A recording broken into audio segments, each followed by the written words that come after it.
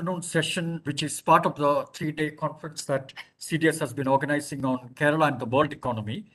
And this afternoon, we are going to have a very interesting discussion on a topic of extreme current importance, which is being discussed in our newspapers, television channels, etc., for quite some time.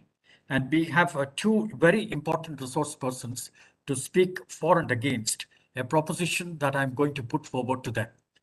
And this proposition actually concerns the Silver Line project or the semi-high-speed rail project, which the government of Kerala is in the process of planning.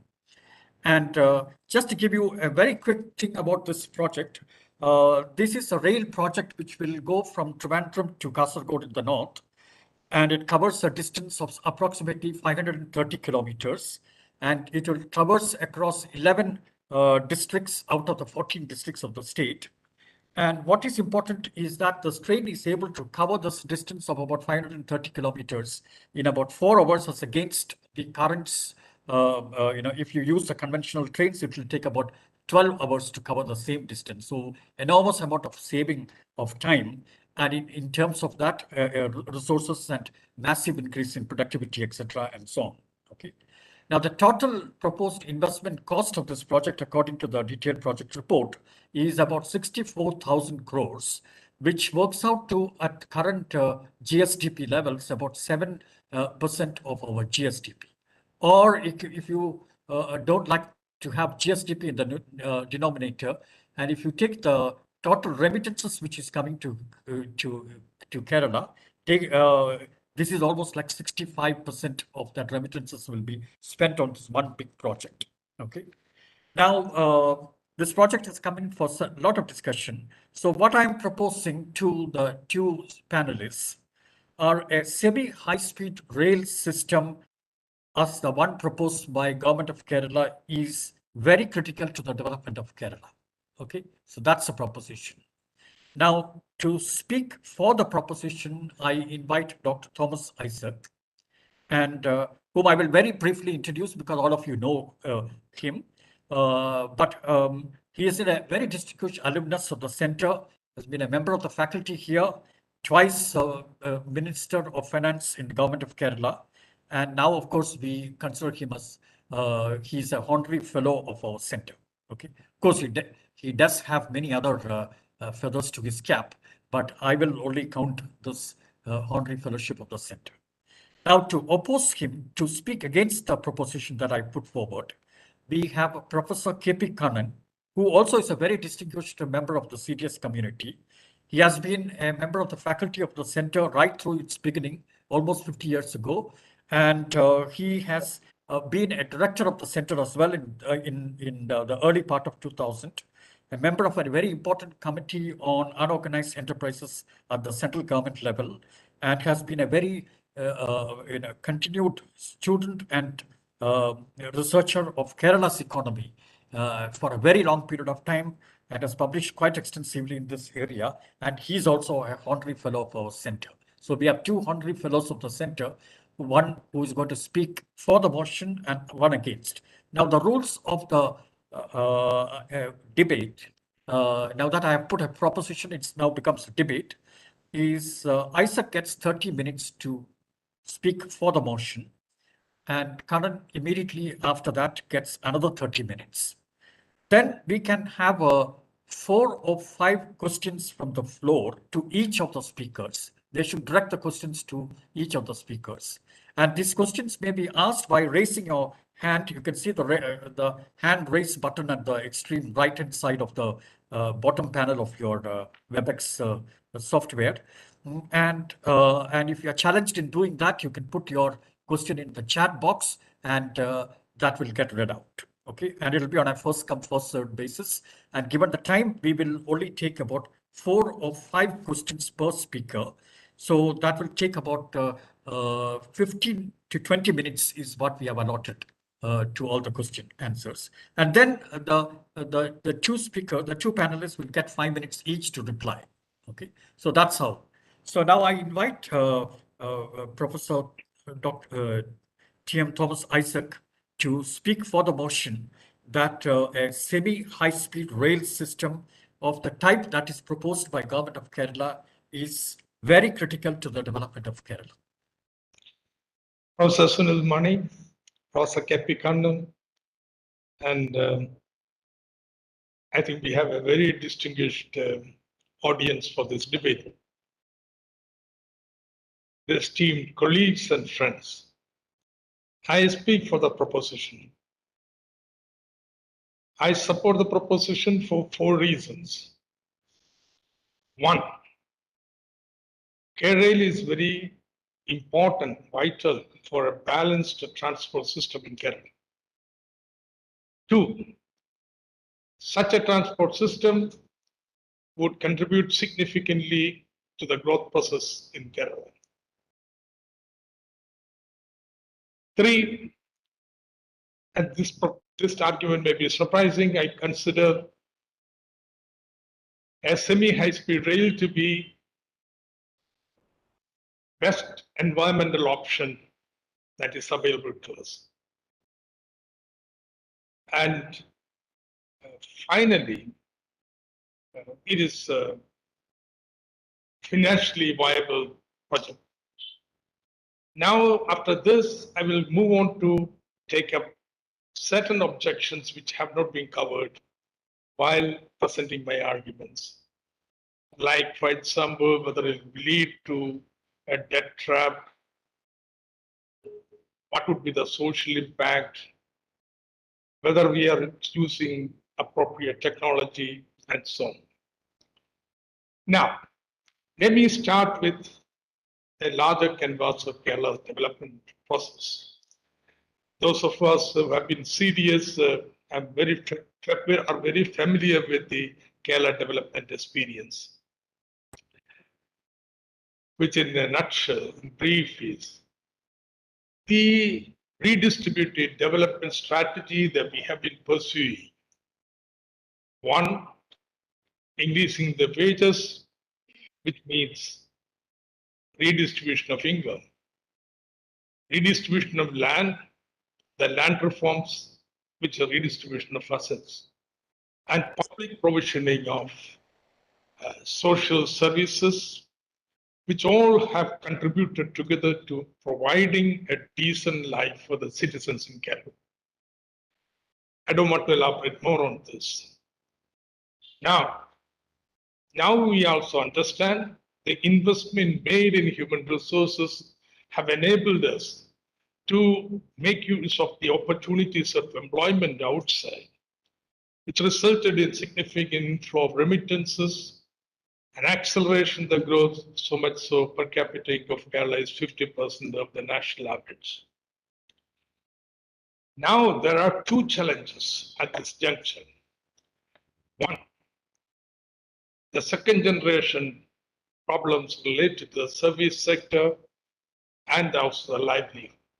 Second, the problem of educated unemployment. Regarding the first, we have chosen the path of democratic decentralization and our experience so far has been very positive. Now, regarding the second, that's where I think our discussion will start. I'm outlining this to show this is a part of overall development strategy of Kerala, not something standalone project. So now, how to address the problem of educated unemployment? It would mean much higher investment in industries which are more attuned with our human and natural resources, say knowledge industries, service industries, skill-based industries, and value-added industries. So this investment has to be attractive. We have to promote the startups in these sectors and also create a kind of infrastructure so that our young people who are appropriately skilled do not have to go for seeking employment outside, but can take advantage of the gig economy and get employment within Kerala itself. Now, what stands in the way of this transition or transformation? There are many factors, but I think the most important factor is the infrastructure deficit. Now look at this. our roads are so cluttered that the average speed of in Kerala's national highway, state highways is half that of other rest of the country. Take our say electricity backbone. This 220 kV, you need minimum 540 kV to wheel in the electricity from rest of the states in India. Or you take our industrial parks, they are on 1970s vintage.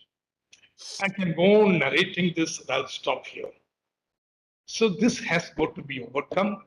So we are evolved a strategy because we cannot find sufficient resources in the budget because of our commitment to social sectors. That is said to be a debt-based infrastructural development. Now, Professor Kannan fears that it will lead to debt trap and so on. I will take it up at the end of the presentation, my arguments. Now, let's move from here, my first argument. That given the scenario, the transport sector, which is very crucial infrastructure, if you have to have a balanced transport sector, you need a semi-high-speed rail. Why? I do not need to present any data. Everybody knows Kerala has become virtually a mono-mode transport system of roads. 90% of traffic is roads. This is unsustainable. With the vehicles growing at 10% per annum, whatever roads you build, you find that sooner or later, say another 5 years, it becomes cluttered. You need a transport, mass transit transport, which would move the car riders, particularly long distance car riders, from the roads to the public transit system. Now, that doesn't automatically mean K-rail, because there are other rail options, like the existing broad gauge in Kerala. But unfortunately, the existing broad gauge in Kerala, even if it is double lane, which is going on, about 40% of the length is curved. So much so there are restrictions of speed. Sometimes some sectors as low as 20%, 20 kilometers per mile. In fact, average speed of train on Kerala tracks is less than half of the same trains riding, traveling in the rest of India. Now, no amount of modernization is going to solve this problem. Problem created by the original track laid according to the topography. Now, if you want to straighten this curve, you know, many of the curves are particularly in the urban areas. You take a Google map and look at the railway track in Koilon town. It's like a V-shaped thing. Or you take Shonur and Thrissur, say U-shaped. It just can't straighten them unless you are able to spend that much money, and railways have made it clear they are not interested. So what do you do? Therefore, an independent semi-high-speed rail corridor north-south becomes the only solution possible. Now, for two reasons. One, it is cheaper, per kilometer 2.75, much lower than, say, airfare or first AC or second AC, and of course car. Now, it is also important when we consider this, we have to look into the time saved. The time has an opportunity cost, even for the poorest people. And many of the opponents of semi-speed semi-speed train do not accept that even the poor person's time has an opportunity cost. Now, if you take the data from the British, the England, say, no, not England, say San Francisco to Los Angeles, the calculations. HSR is not there. Car takes 7 hours, 20 minutes. Plane 5 hours, 20 minutes. This 25 hours, 20 minutes also includes the waiting time in the airport and so on, checking in and checking out, etc. And HSR train would take only 3 hours, 10 minutes. So if you take in the additional time required for stopping, fueling, and so on and so forth, time taken by high-speed rail would be much lower relative to the modes. Now, if you factor in the price of the time, you take it 100 rupees per hour, assuming a skilled worker in Kerala gets 800 rupees, then you will understand why a migrant worker from Eastern India often flies from Cochin airport to Guwahati. Now he will have to pay 5,730 rupees as flight fare. But if he's taking, say, a third AC train, it's only 2,640. But if it costs 100 rupees per hour, the time cost would be 5,700 hours, and he will have to spend the opportunity cost included, it will be 8,340. While a flight it would be 6,305. Again, for the sleeper class, if you take, still it will be advantageous to fly. So I can also demonstrate to you the time needed for traveling from, say, Cochin to Kozhikode. The moment you factor in the time, cost 100 rupees per hour, the whole economics changes. And therefore, I argue that an appropriate transport mix for Kerala would be strengthening the existing waterways, roadways, broad gauge, but also add to it a semi-high-speed rail. Because that's the only way we can move away the long-distance car riders from the roads and ease the pressure to increase and never widen the roads in Kerala. So that's my first argument. Second, this connectivity, high-speed connectivity, is going to accelerate growth. Now I have with me a dozen papers, empirical papers, studying the impact of high-speed rail in China and some of the European countries. Well, you see a high correlation between high-speed connectivity and growth in relation to regions, in relation to cities. Now in Kerala, if you look, our growth pole is Cochin metropolis. Next growth pole is going to be the whole Kannur, Kasaragod area centered around Kannur airport, requiring something like 10,000 acres there, land is cheap and so on. That's the second. Third would be the Vidinyan linked ring road and the logistics parks and knowledge cities and other industrial towns that were being planned. And of course, there is in between Kottayam, Thrissur and so on. And of course, Thrissur is connected to the Palakkad and Coimbatore industrial corridor. An arterial road linking these three main centers of growth would be very important for the development of these centers and transforming Kerala economy. Now I would even say another more important, there are people who have suggested that new tourism development is going to be in the north and therefore need a fast connector and so on. But let me say something. Kerala growth is decelerating, particularly in the more recent period. One doesn't know for certain because the impact of COVID cannot be separated out. But Kerala is one region which has had the harshest impact of COVID. Now, this elementary macroeconomy is that you need a big stimulus to push the regional economy out. And therefore, you have 70,000 crores in KIFBI, you have the 60,000 crores in the K-Rail, you have the industrial corridors, and so on, something like 2 lakh crores of rupees to come in a 1-decade period, which is going to push Kerala's growth path to a higher level.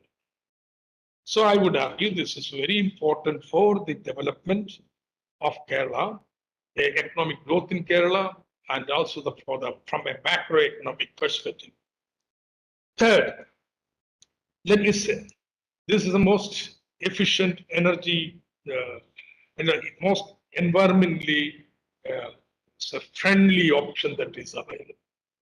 Now, I don't want to go into a whole lot of details. You measure the carbon footprint. I hope there will be no difference with this Kannan. Now I'm saying there are three components. I'll take all the three into consideration. The carbon footprint at the time of construction of the rail track. Two, carbon footprint while manufacturing the rolling stock. Three, carbon footprint while running of the train.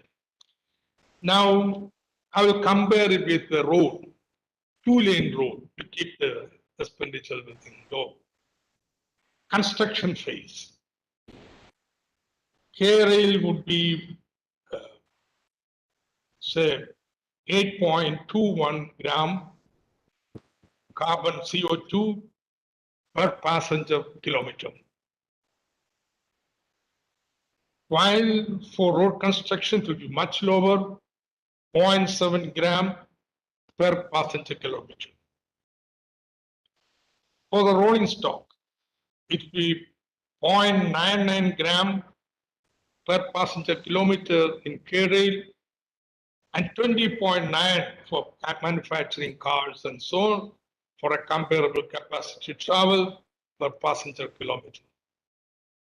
And for the operation of the train is going to be 6.5 gram per passenger kilometer, while it's 130 grams per passenger kilometer.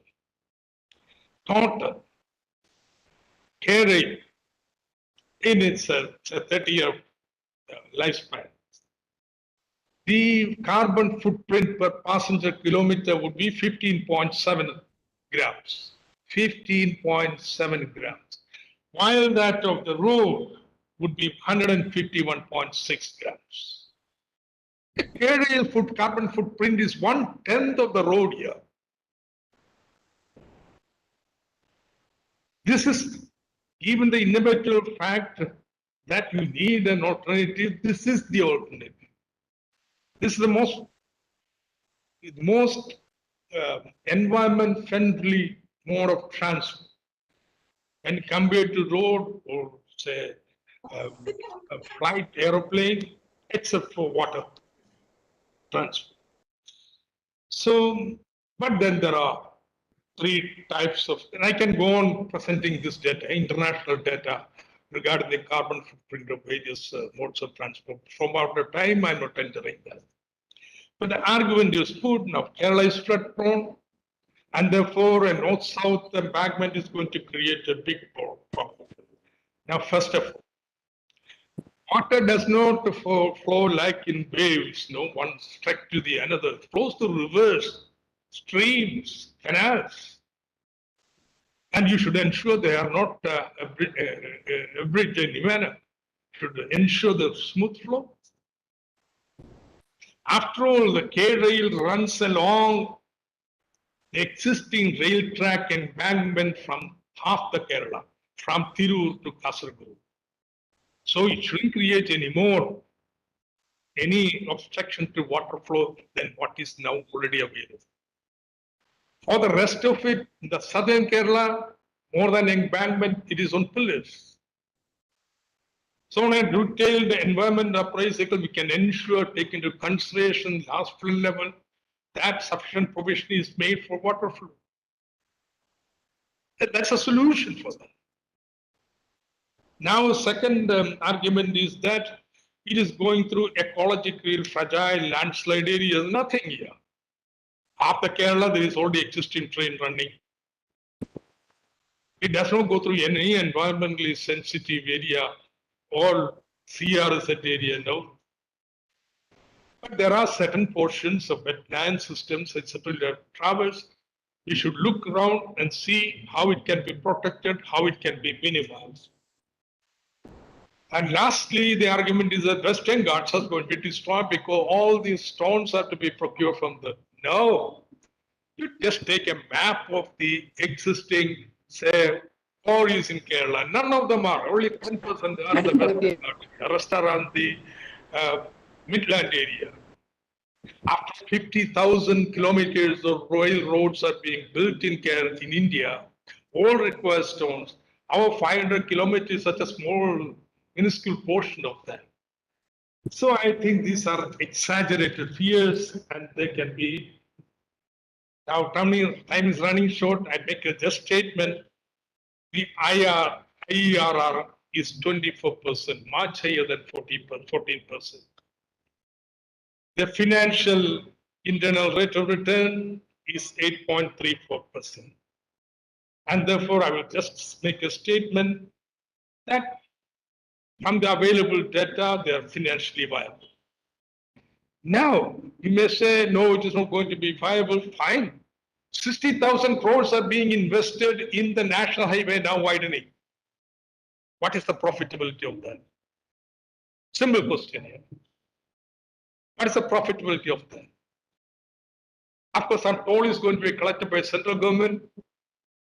But central government is providing a viability gap funding for land acquisition alone 23 lakh crores of rupees. 23,000 crores of rupees. And other viability gap in the future. Where do you do that? So even if it is not fully viable in the sense it gives a return in the short-term period, the sustainability is so much as shown by IERR, I think we should go for that.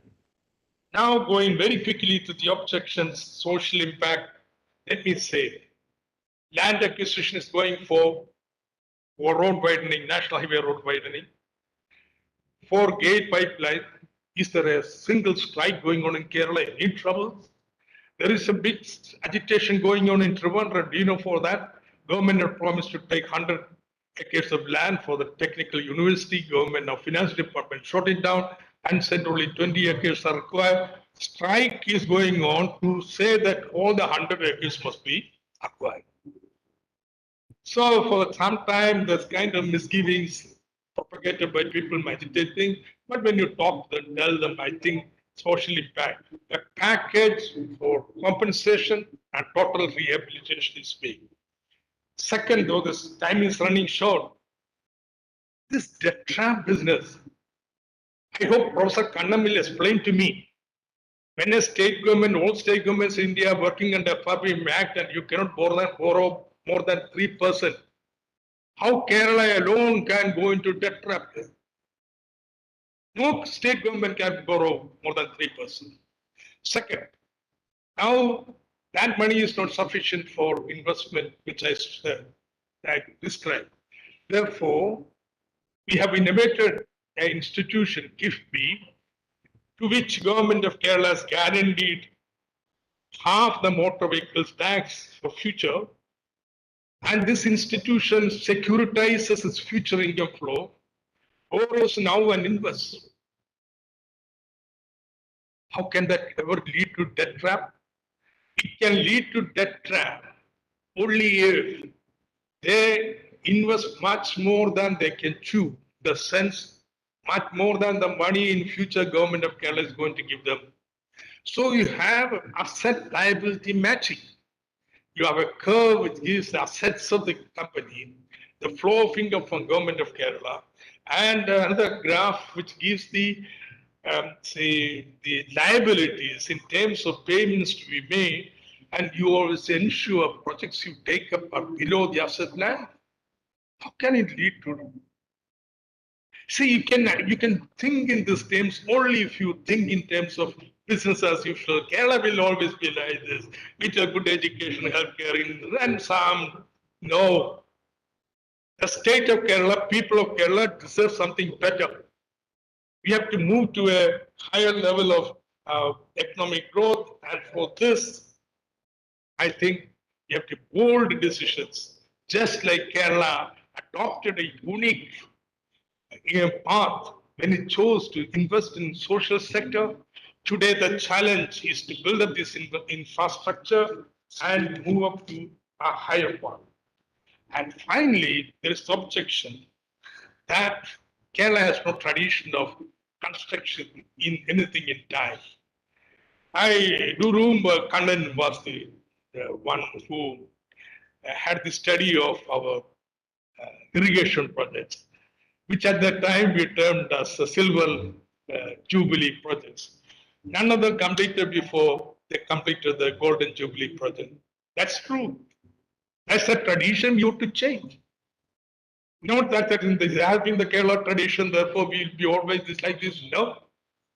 Now you have a tradition taking place. The national highway is going to be completed in 2 years here. Took 14 years to reach here, but now it will be completed in 2 years. Gale pipeline was languishing for 10 years, no, 7 years. And now it has been completed in 1.5 years. Once it's restarted.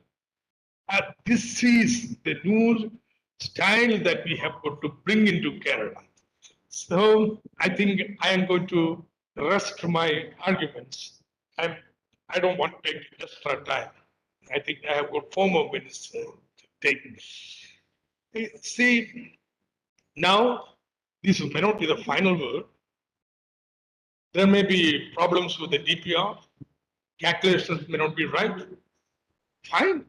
We should relook at it, examine it. Anyway, final approval has got to come yet from the railway board. If anybody doubts the calculations there, well, write them down, calculate, make alternative protection, send to the railway board. Yeah, that's the way it should be done.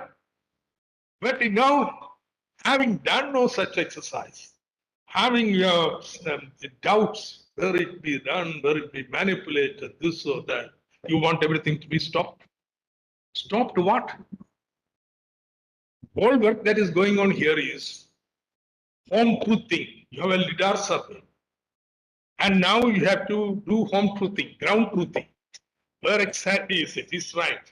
Without that, on the ground, putting the alignment and seeing who are within the, say, 20-meter width, how can we ever look at social impact? How can we ever have a close environment appraisal study? So some people have taken the presumption they have all knowledge of it, and they have determined it should not proceed any further. Sorry, that cannot be accepted. And therefore, let's have debate. We'll take to the public. We'll debate with the public. And I'm certain people seem to reason. People do not want to stagnate at 7. They want to go forward. Young people want to have a better life. And the left wants to say, yes, we will provide you a better life. Much better than now. With decent job, which is very, very important. Thank you very much. Thank you very much, Isaac. You had actually another 2 minutes, but anyway, I think you have summarized everything well. And so now, without much ado, I invite Professor Kannan to speak against the motion. Am I audible? Yes, you are. Okay, thank you, Professor Sunil Mani, for organizing this discussion or debate, what you call it, and with my former colleague and a public personality like Dr. Thomas Isaac. I want to greet everyone here because I can see distinguished names of experts here. So the honors of Dr. Thomas Isaac is not only on me to get convinced, but also to the other members who are listening, not to speak of the 39 other signatories of the open letter to the Chief Minister. But anyway, that's a very aside. Let me share with you a few slides because that will save my time and also focus the discussion. So I'm sharing my uh, PowerPoint. Can you see this? Yeah, we can see it. You can do the slideshow. Otherwise, this is fine. Where is the slideshow? It's in the bottom portion of your screen. Okay, bottom portion of my screen. Okay. Let me just see. Not there, the bottom. The way you normally do a slideshow. Oh, yes, yes. I know. But this comes in between. I don't know what is wrong with this. Anyway, I have a suggestion that this is fine. We can see it very clearly. We You can see yeah. it. You can see it, no? Yeah, Yes. we can see it. Okay. Now,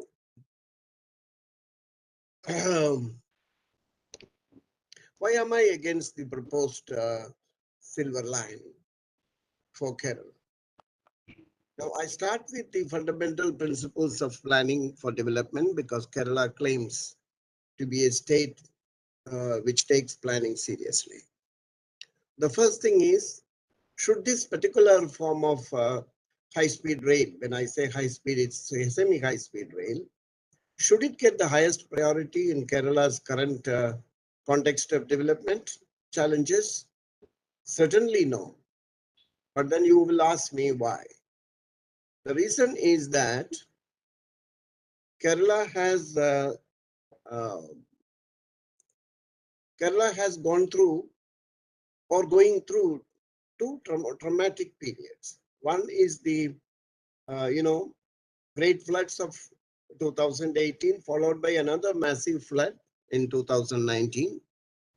After which there was a great deal of state initiative in responding to the immediate crisis and a call for solidarity, which the people of Kerala showed.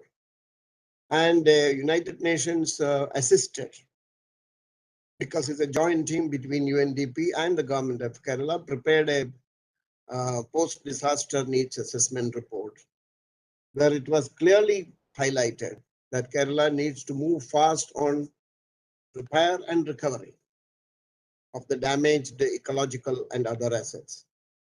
I don't want to go into the details of the damage, but it is extensively documented and said within 3 years it is doable with a modest amount of rupees 33 crores. I don't know what has happened, although I am a member of the High Power Advisory Council. We have not been told about the progress in these recovery measures. We also don't know what is the amount collected.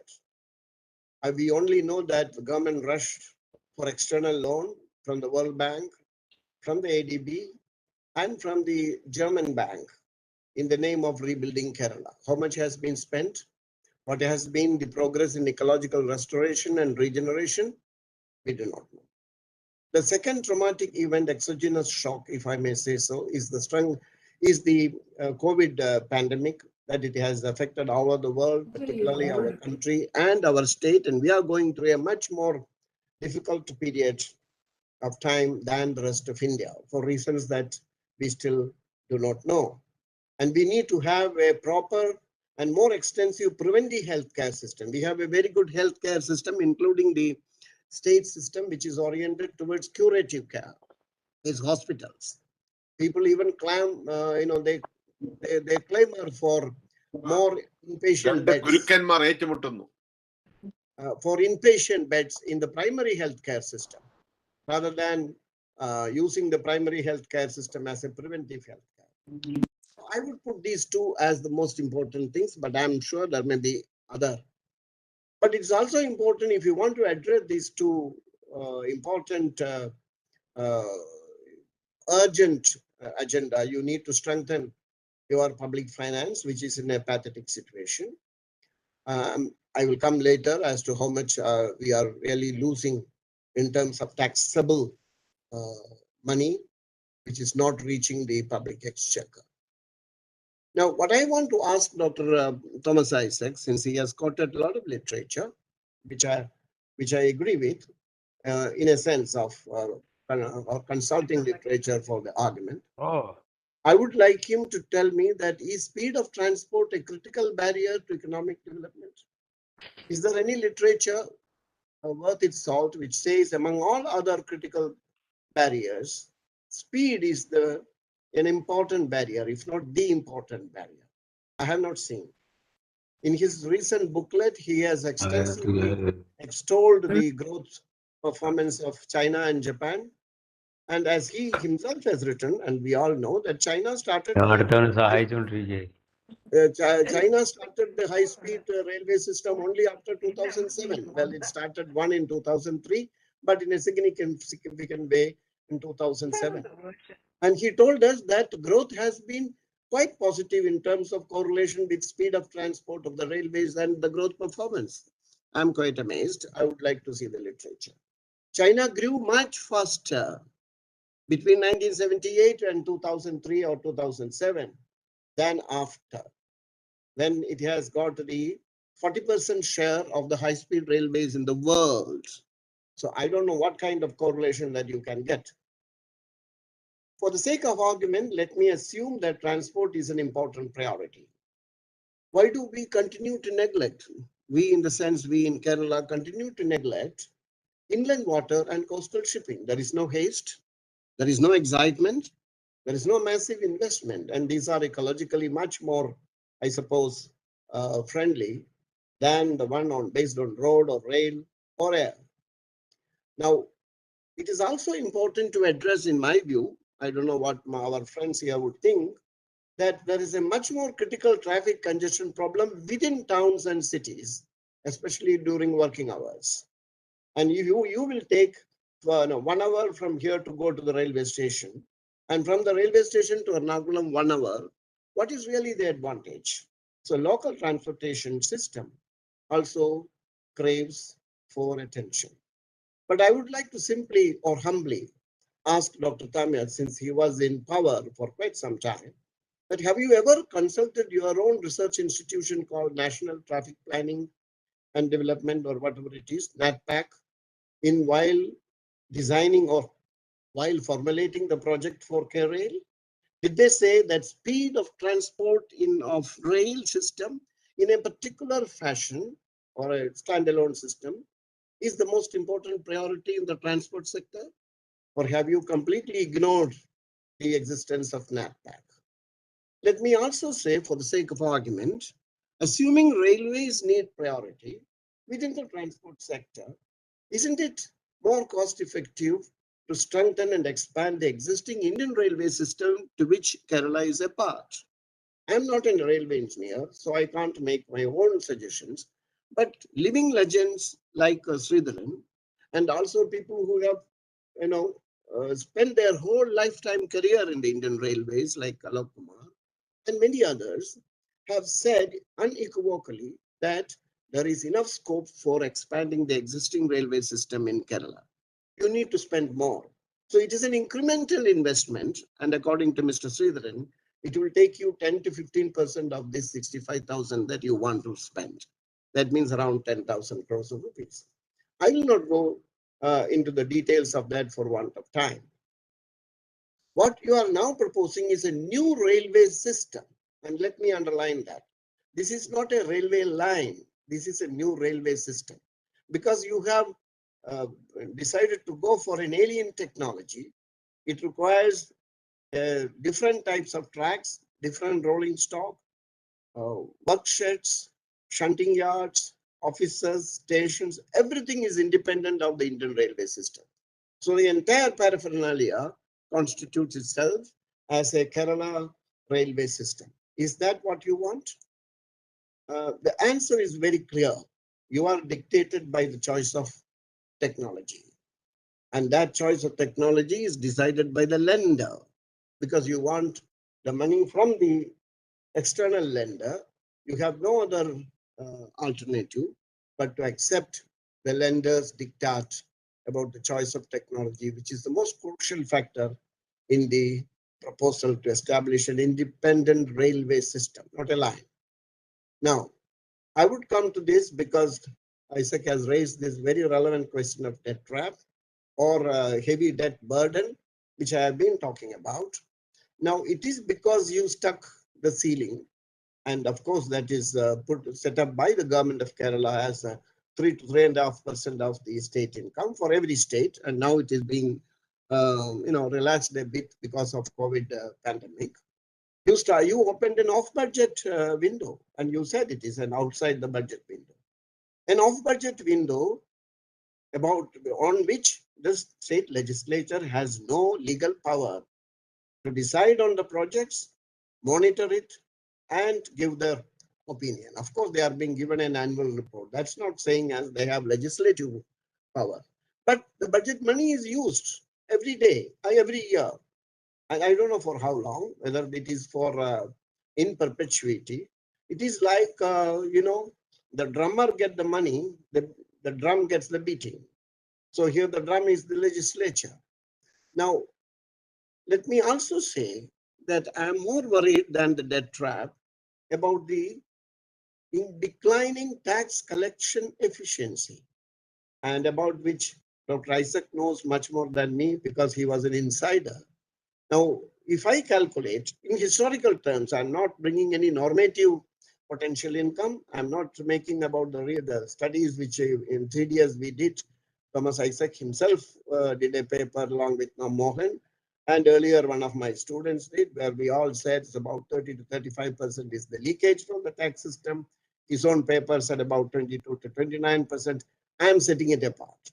I am looking at the historical performance of the state of Kerala and found that for every 100 rupees, we collected 12 rupees in between 75 and 86 for about a little more than a decade. And subsequently, it came down to 9 rupees per 100 rupees. So it's a ratio, 9%. 18 to 19 to 2021 recent years, it has come down to 8.7 rupees for every 100 rupees. But I have argued elsewhere that Kerala's disposable income is not only its domestic state income. You should also include the annual flow of remittances, which I call modified state income. If you do that, the ratios are 11 to 11.3% to a decline to 7.8 and a further decline to 7.7. So if you estimate that the loss, for example, in a year like 2020, for which we have data, it's about 29,000 to 33,000 lakh, 33,000 crores. So if you had collected the full, not the full, if you had maintained the tax collection efficiency of the 70s, you would have got 29 to 33,000 crores more than what you already have. And mind you, tax collection is not imposing new tax. The people pay tax, but the establishments, the traders, business, industry, and a whole lot of people who are supposed to hand over this tax to the government are the people who evade the tax. So it directly questions your ability to govern from a public finance point of view. I will not say further. I would like to be challenged and disproved because that will be a good outcome. There is no credible explanation as to why government of Kerala do not want to consider the cost-effective option of the additional development of the Indian railways in Kerala, signal modernization, further limited land acquisition, additional lines, which has already been announced by Government of India as part of their larger plan, not because of they love Kerala. At a time when India has developed its own semi-high speed train 18 system. You and your party and your government in historical terms stand for self-reliance. How come that you have completely given up your self-reliance ideology and is opting for a Japanese vintage technology of the 1960s? 80% of train 18 technology is indigenous. It's only 20% import intensive. Don't you see the linkage effects of the train, although it takes place all over India? Isn't it the best strategy for a country like ours? So that we create demand for our own capital goods machines. So this makes the intention suspect in the eyes of the people. I will only say that much. I will not say anything more on that. But my worry is that if this Kerala model of high-speed transportation system, establishing its own independent standalone line, if this is followed by every other state in India, then it will be a disaster since there will be no interoperability because every will be disconnected with the Indian railway system, loosening economic integration with serious political consequences. I hope Kerala will not be a model in this connection. Now, let me go. I didn't go to the project per se because my argument is before the project. This is not the priority for Kerala.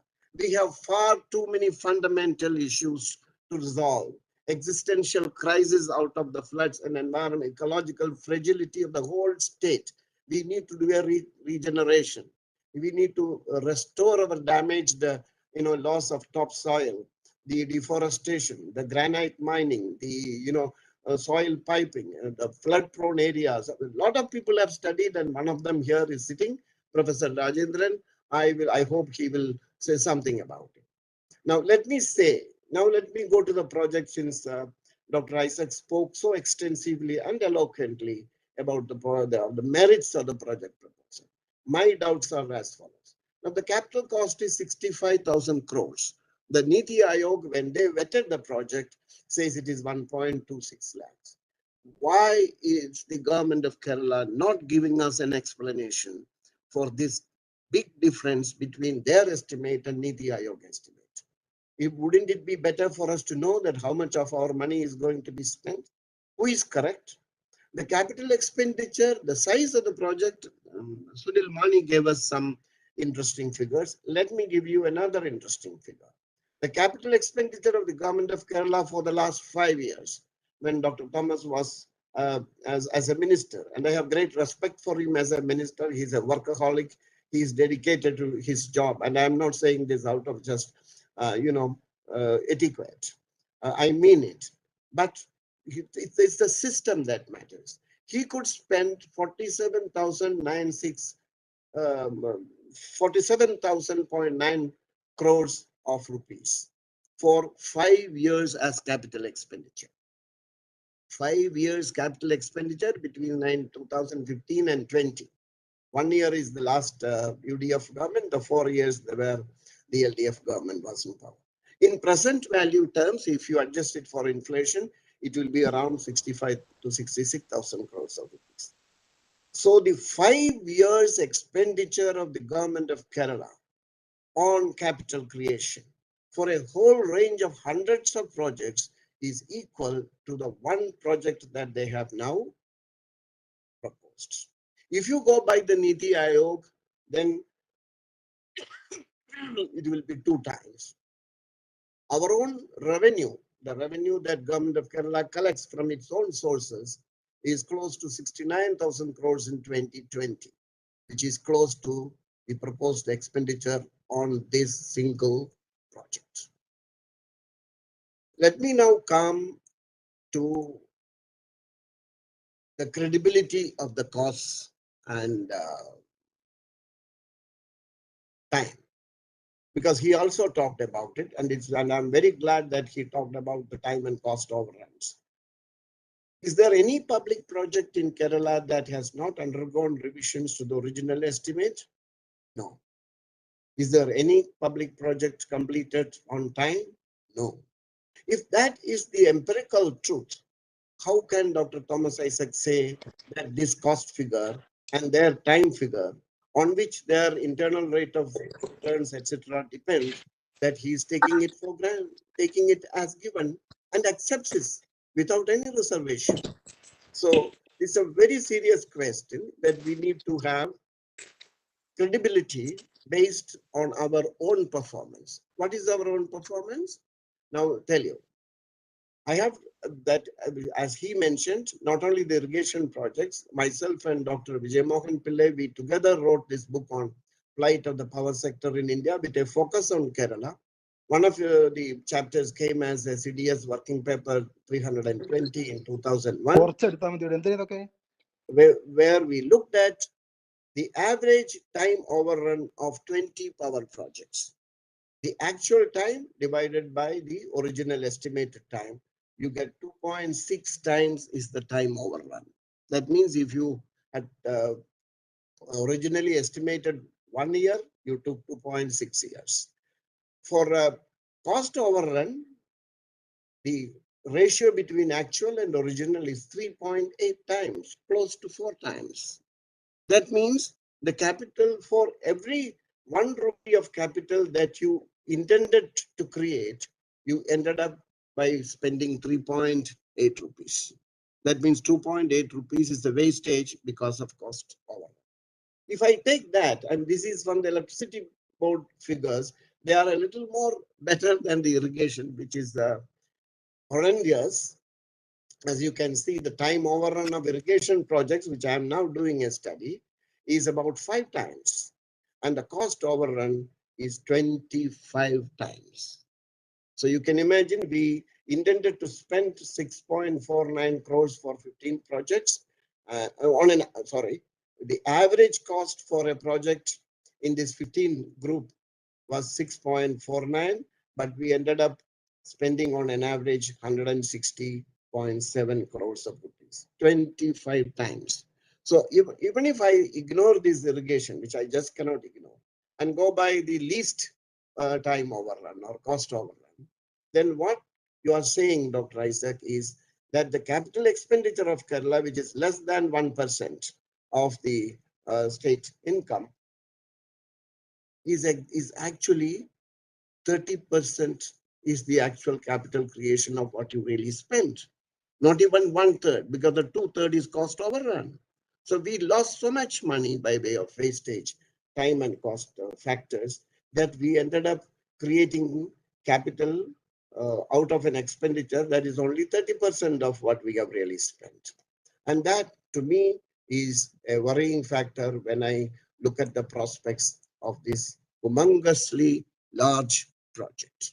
Now, cost overrun, if you factor this cost overrun, let me take the KSCB's cost overrun, then your K-Rail, which is now 65,000 according to Government of Kerala, will end up as 2.47 lakhs. If you say there will be no cost overrun and you will give a guarantee in the assembly, that's a different thing. If you go by the Niti Aayog figures of 1.26 lakh crores, then you will end up with a cost of 4.79 lakh crores for this project. If you ask me personally, because this is only based on electricity project, I would like to take a weighted average of all cost overruns in all projects. The factor will be much more than this. So that's one reason why I have said and written that this will take several times the cost and time that has been put in the DPR. Now, let me say, okay, no, we are now changing. We are changing and we are going to do things faster. And we will move to a Sridharan standard. What is a Sridharan standard in Kerala? Kochi Metro. Because he gave the leadership to the completion of it. He completed in Kochi Metro 25 kilometers in 6 years. That means for every year, he could complete only 4.17 kilometers of track for metro rail. If that is the average efficiency of Kochi Metro construction, it will take 127 years for the K-Rail to complete. You might even laugh, and even I laugh. How can we ever think of that? Unless you are going to tell me that there will be a simultaneous Kochi Metros in all the districts, which I think the supply conditions will never allow you because of the massiveness of the materials required. Okay, then you say, no, Kochi Metro is not the real standard, Sridharan standard. Sridharan standard is Delhi standard because he built the Delhi Metro. But it was a much more congenial context there in terms of the geographical terrain as well as administrative ecosystem. Even then, he could complete only 357 kilometers in 25 years in 3 phases of the Delhi Metro. And mind you, he completed the first phase of the Delhi Metro 3 years in advance. But the third phase went into cost, little bit of time overrun and cost overrun. Even then, they completed 14.3 kilometers per year on an average. So if you apply the Delhi standard of Sridharan, assuming that you will get 1 or 2 Sridharan for your K-Rail, excuse me, you will take 37 years in the best case scenario to complete this K-Rail project. If I am wrong, because I am giving you empirical figures based on historical data and not ex ante figures that you have quoted by taking Sistra's all figures unquestionably. Now, DPR is an incomplete document. And we now all know, and thank you for the, thank you means when I say you is government of Kerala for releasing the DPR, even though a bit late in the day. Because there are several experts who have examined it from an engineering point of view, technical point of view, from an economic point of view, from a carbon emission point of view, a whole range of things.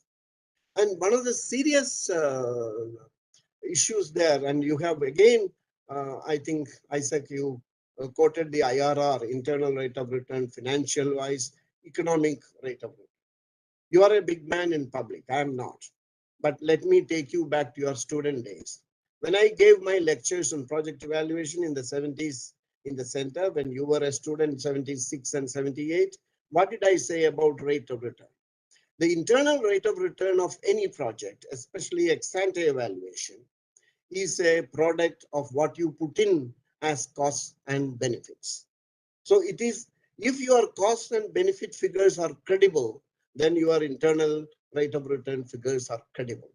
If it is not credible and people doubt it, then you cannot even quote this internal rate. What credibility can we attach to this 24% economic internal rate of return? You think all the costs have been properly factored into it? What about the costs of loss of output from the existing land, which will be taken over by the KRail? Professor Kannan, you have 5 minutes more.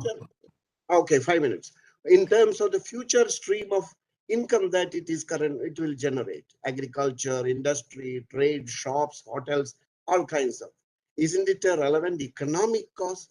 And mind you, the difference between economic cost and financial cost is not money cost. You just net out the taxes and subsidies in the economic analysis. You put the resource costs and resource benefits and value it in appropriate price terms, whichever is the agency which is incurring the cost or getting the benefits. That is the difference between economic rate of return and financial rate. Financial rate of return is that's what the company is bothered about. But the government should be bothered about the economic rate of return. And I have seen that when KSEB is the one which is going to supply the electricity, they also said they have to construct track substations, which is a capital cost. It's not factored in the DPR because it is going to be spent by the KSEB, just as in the costs, in the benefit forgone side, that you are not valuing the output lost in the land that is going to be taken over. I can give very many other examples of the cost. And a serious doubt about the ridership that you talked about. 80,000 people will be traveling every day in this train from different points to Kasaragod and back. The feasibility says only 40,000. How did it jump twice in the DPR? What kind of, I've been talking with my collaborator, research collaborator, Dr. Ravindran, who himself is one of the foremost official statisticians in this country, about sampling, about designs, and we talk about NSS, we talk about in the national income, and I talked to him today about the survey design, and he has some questions, he said, and he's here today, and he might be raising that. What kind of a sample you got? Less than 400 people to assess the ridership? I don't know how can you, as an economist, Dr. Thomas Isaac, believe in these figures in DPR? As a finance minister, did you ask them, interrogate them about their internal rate of return?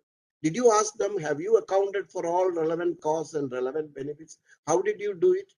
You should have done that because you are not just a politician. You are also an economist, and that's your advantage. Let me also say, Sunil Mani, give me 2 more minutes. I'm going to finish. The most important one, I think, is the environmental impact. You refer to only the carbon emission and also some other aspects. Let me give you a typology of this. One is the micro level environmental impact. What happens to the immediate land and surroundings. And that's a point of great worry. I will not elaborate, but I will quote summary. Then the regional state level, because of massive graniting required, granite mining that is required for the supply of granites, flood management on a statewide or Western Ghats way, because you have 300 kilometers embankment of varying height. That I'm not saying it is 8 meters everywhere. And then comes the global impact of carbon footprint. I would rather, of course, I would give a lot of emphasis on carbon. I will not go into the figures that you gave because I said, and this is a subject I'm teaching now at the LBC. The carbon footprint, the conversion depends on the technology mix of each country. And in India itself, it might differ from Kerala to other places. And your quotations, I don't know. I'm not an environmental scientist, but I know that the figures don't match with other published figures, because they said in China the per passenger kilometer emission is about 46 grams, not the what did you say? Something like 8 or 9 grams. I'm not sure. Now, what about the list, the bill of materials that are required, the quantity, huge quantity of materials that are required? Isn't it important? I'll come back to that. And that is not there in the economic evaluation. Economic evaluation is not only concerned with generating a number as rate of return. It is also to do with resource accounting. How much of resources? From where? What are the supply conditions? What is the guarantee that it will be given in time? And what is the linkage effects? Will there be a relative price change if there is a big demand, the scale effect of the quantities? So these are important questions. Let me tell you on the micro impact, environmental impact. I will only quote Professor K.T. Ravindran, one of the foremost urban planners in this country, and chairman of the National Urban Art Commission, who was an advisor to the DMRC. He said, on K-Rail, a cursory glance at the EIA, the one which government now has. You need to summarize it now. I'm summarizing. Please bear with me for 3 minutes extra. The environmental impact assessment report demonstrates how calamitous the project would be to Kerala's vulnerability. Any linear system of movement, particularly land-based, which is least flexible to accommodate variations in land profile or even curves and deviations, remains the most interventionist on land. We already have a rail and road-based system. Now we are adding one more. I will not further go into, I have one more quotation by him, but I would like to read out Professor Rajendran's from his writings, just one sentence or 2 sentences. What he said, the soil would have to be compacted and excavated for embankments during construction. The sediment eroded from rail embankments will clog the waterways and affect vegetation. The railway will have to be raised over many long stretches of low-lying land requiring numerous underpasses, leading to erosion and siltation of water sources. Erosion and siltation of water sources. As the lower reaches of the rivers will be blocked or restricted, the future flood scenarios will be much worse. I will not elaborate further on that for lack of time, but let me also give you a taste of the requirement of the quantities, and then let's discuss what impact it will have, if whether Kerala has the scope to source some of them, and how much will it come the rest of India, and at what carbon emission cost. You need 4.2 million tons of steel. You need 3.9, around 4 million tons of cement.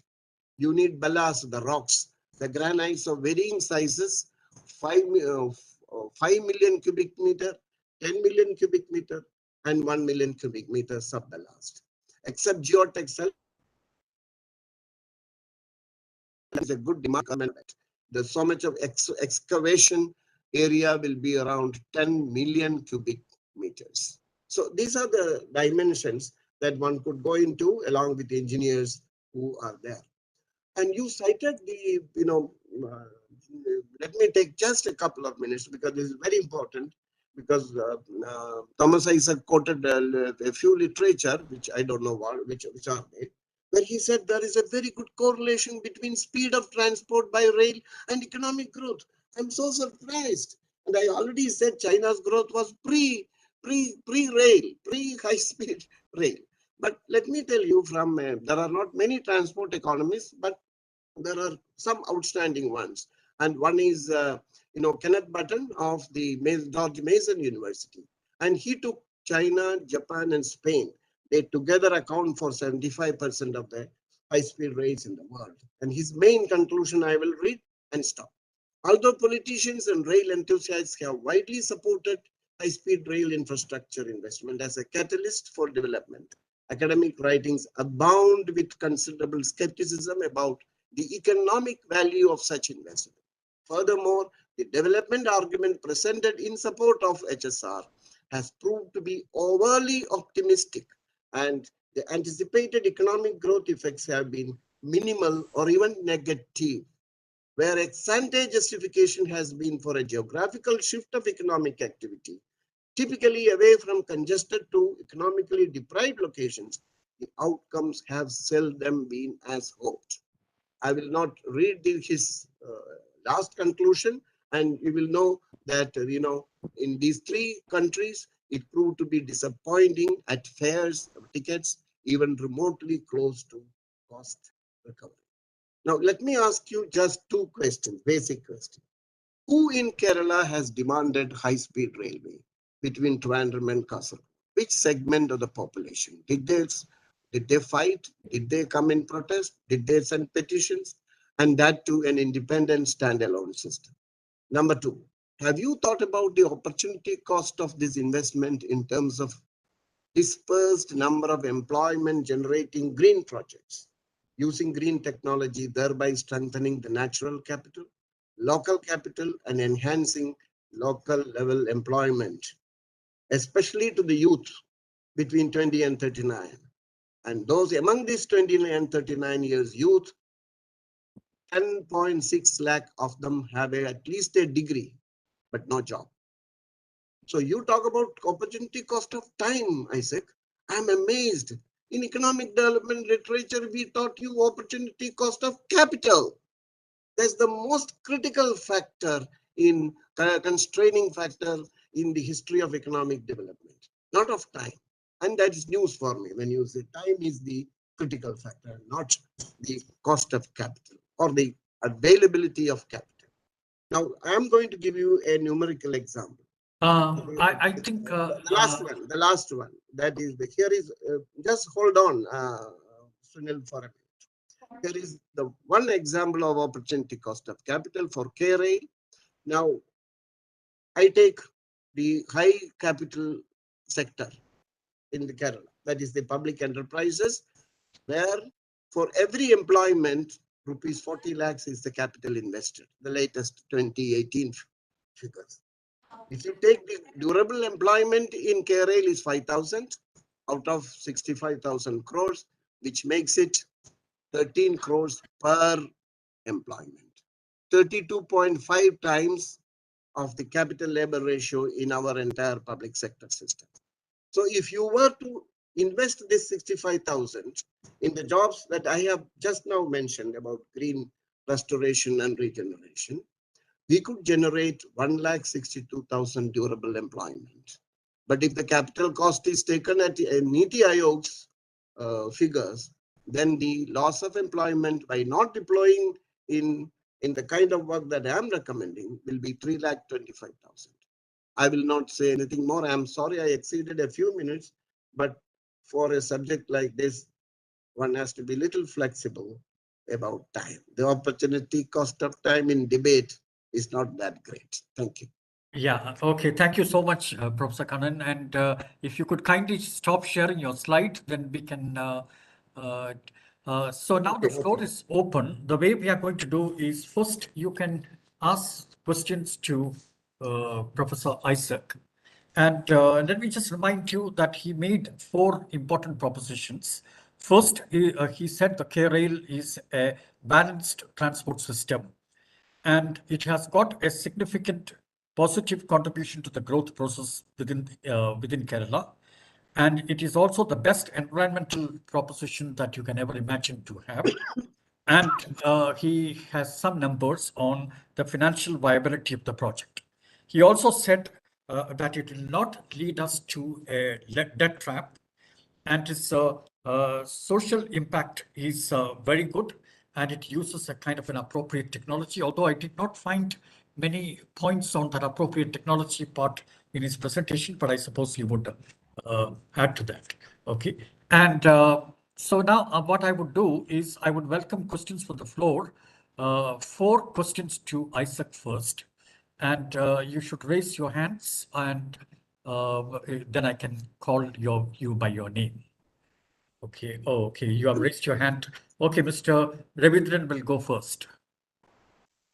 Well, I am a statistician by profession, so I look at every number in a context of how those numbers have been derived. Unfortunately, the whole of the report, I didn't find how these numbers have been derived. The entire feasibility, whether economic or financial, is based on some six surveys. They talk of origin destination survey, they talk of tourist survey, they are talking of terminal surveys. There are 6 surveys conducted on 7 classes of travelers. They have not even mentioned at least the sample size of these number, how many observations they had, and what is the sample, even that they are not, and how they have ensured the sample is a representative of the population which they are considering. Did they have a sampling frame, or they have created a sampling frame? None of this has been. So have been stated in the report. If somebody can enlighten me on this, I will believe this report. Otherwise, it is in statistics we call it lies, damn lies, and statistics, and these are damn lies report. Okay. And thank therefore, you. the numbers are to be justified. Yeah, thank you very much. And Thank you very much, Mr. Ravindran. I think your question was about the sampling procedures for arriving at the ridership number, for instance. And so now I would request the second person to ask the second question to Thomas Isaac. Who would like to ask the second question?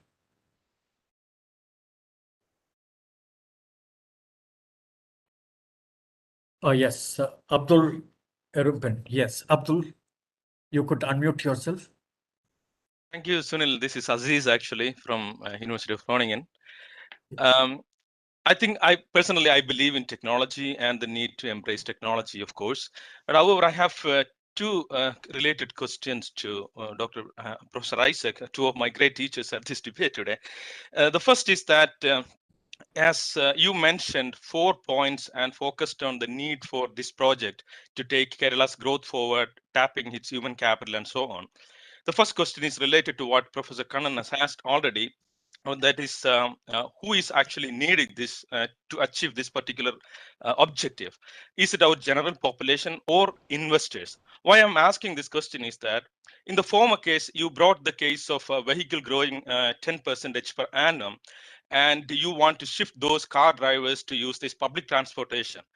Is it realistic to assume that all those passengers will move to public transportation if you bring in this kind of fast train? Because most of those people who are driving the car are not the poorest of the poor in any case. So it is also a function of the rise in income and an attitudinal problem, actually, rather than the lack of alternative opportunities here. So people who will prefer to travel by car are more likely to continue that way, even if we have an alternative option here. That is the first question. The second thing is that now, is it for the investors? Then the question is that for goods transportation and to enhance investment, if that is the point here, do we have any evidence to argue that the reason why Kerala is not attracting investors is lack of a high-speed train? Why do not consider other modes of transportation system and improve the efficiency of our existing system? So the point is that more concretely asking the point, do we have a list of what kind of economic activities Kerala has or Kerala can pursue that require faster goods transportation? Way back in 2000s, when I did a work with the great Professor KKS about Kerala's industrialization, I remember KK has wrote a very strong sentence in the conclusion that Kerala really need to think about the kind of industrialization from the traditional perspective of looking at industrialization. That brings me to the last question, which I want to ask you. Given the rapidly rising importance of the service sector and the knowledge industry in Kerala, which you also acknowledged in your talk, have you considered the developments in the knowledge-intensive service sector globally in terms of technologies while jumping into the faster mode of transportation? For instance, we may not even need the physical presence of human capital to do the intellectual and knowledge-intensive service activities in the future. So taking the economic situation of Keralites, the need of the future, and the pathway for Kerala's economic development, the question is, should be this our priority? So taking all this into account, so I personally think that already we have an unnecessarily large number of airports in Kerala, and they're wasting so much of scarce land. So my question is that will it not be an addition to that? Thank you very much, and this is my questions. Yeah. Okay, thank you, Aziz, for those questions. Anyone else would like to ask? Yes, Asha Gopinathan, please. Okay, can you hear me? Yes, of course. Yeah. Okay, I have actually put my questions in the chat box, but because those are not being taken up, let me just say. Number one is, why this obsession with speed? I don't understand why there is such obsession with speed and equating speed with development and the whole lot of things. I was working in Chitra, Sri Chitra Hospital, for 3 years, and all 3 years I had to go to Palakkad to Vaidyamadam for treatment once a month. I used to take the night train and reach Pattambi by early morning, go to have my thing, come back by the night train again, never missed a day of work. I just went on a Saturday night and came back on Monday early morning, never missed a day of work. Anyone who wants to travel in Kerala long distance can take a nice book, read and enjoy the scenery, and it's really lovely. What's the obsession with speed? Number one. Number two, there's changing work pattern. I recently spoke to somebody who owns an IT company in Malayangira of all places, and a beautiful company. And he said all his workers want to be at home now. They don't want to come back even to that beautiful campus. So post-COVID, there's a lot of changes in work patterns. People are moving to their homes, or there's hybrid mode, and that's going to remain. That's going to stay with us for the rest of our lives. So what is this? Again, this obsession with so much commuting. Number three, the psychology of Kerala commuter.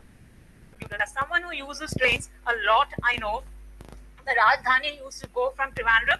Next stop was Ernakulam, then one more in North Kerala and out of Kerala. But now it stops Trivandrum, Kollam, Alappuzha, Ernakulam, Thrissur, then God knows where, and that is the way it goes. So even this train will become a Chakravandi very soon.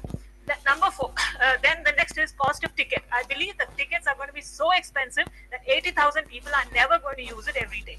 Then the last mile connectivity, somebody else put it on the thing. So let me say that's very important. If your station is going to be in the middle of a lake in Ashtamudi Kyle or Vemrad Kyle or somewhere or other, how are people going to reach there and go back? So the whole purpose is lost. Then the last is, why don't you think of work possibilities closer to your home, where you can either walk or cycle or do some of those things, including take a boat, do those things, which is very, very conducive to Kerala. And I expect the left in Kerala to, really lead forward in these kind of radical reforms. And the last is the thing that Thomas Isaacs talked about, the environment, not destroying them. And that's not true. This goes through mangroves, and that reduces the, increases the carbon footprint through lakes, all kinds of things. So that is also not true. So I just want to say that if the left in Kerala does not listen to us, people who are allies of the left, then you're surely going to get out of power much sooner and much faster than this train of yours. Thank you so much. Okay, thank you, Dr. Asha, for those nice points. I will now read out one more question, which is in the chat box from Vijay Shankar. He says, Dr. Thomas Isaac has reduced the environmental impact of the Kerala Rail to one summary statistic, carbon footprint, while glossing over the enormous environmental impact the project will have on the already ecologically fragile situation in Kerala. Even the cost of land acquisition, rehabilitation, etc., are not mentioned or given a serious thought. Okay, can so I add my own voice to the comment which is written? Thomas no, Isaac is my guide, my teacher. I think you are very clear on that point. Okay. Okay. So I think let's have these four questions being answered, and also Thomas Isaac could also answer some of the points which the from the opposition that you have received, so you could also take a few extra points. Please unmute yourself. Unmute. Yeah. I hope you'll permit me a few more minutes. Yes. Now, I'll start with Kanan's two questions at the conclusion of his presentation. The first is the opportunity cost of this investment. What else you could have done with it? Well, if you don't invest in the career, you don't get this money. This is project-linked loan which is permitted by Government of India. Is a Government of India has to permit a state government to borrow, particularly when it is, and this is outside the normal borrowing. They have permitted for this particular project. Therefore, you don't take it up, very well, you lose that money. That's it. Now you can need to, there is no meaning in speculating what else you could have done with that money. Okay. First is, then the question, other question you asked is, who has demanded it? And Abdul also raised this question, who has demanded it? Very well, it's not something that has just come on the slide.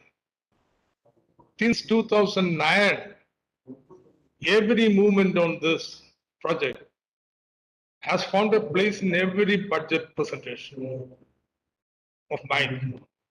That's about 8 budgets, sometimes in detail, great detail. And then it was made a part of the manifesto presented for the people.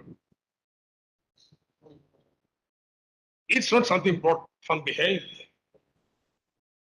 But then if you are asking me how many people demanded, go on strike for it, etc.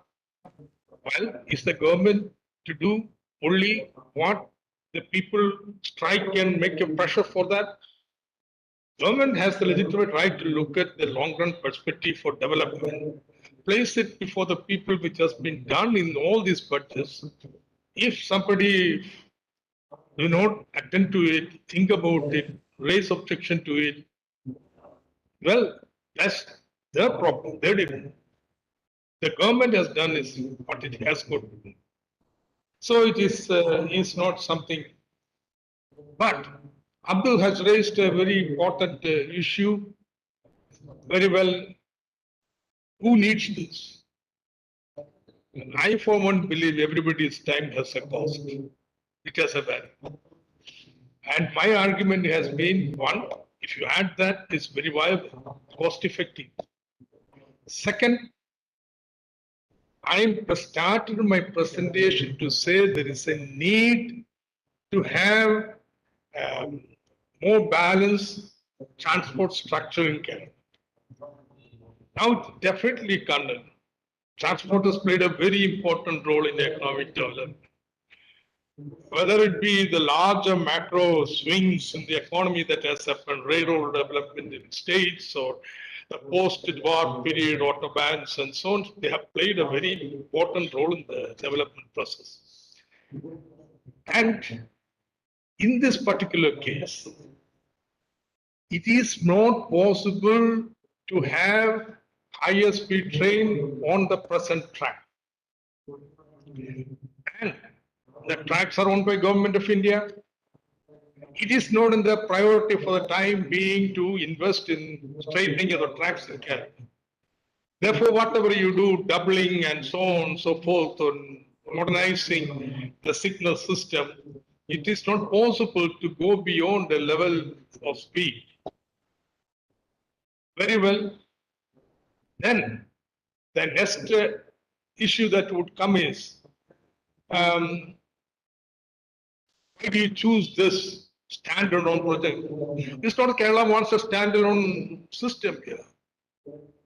All the high-speed trains, all the semi-high-speed trains in India, there are 18 of them.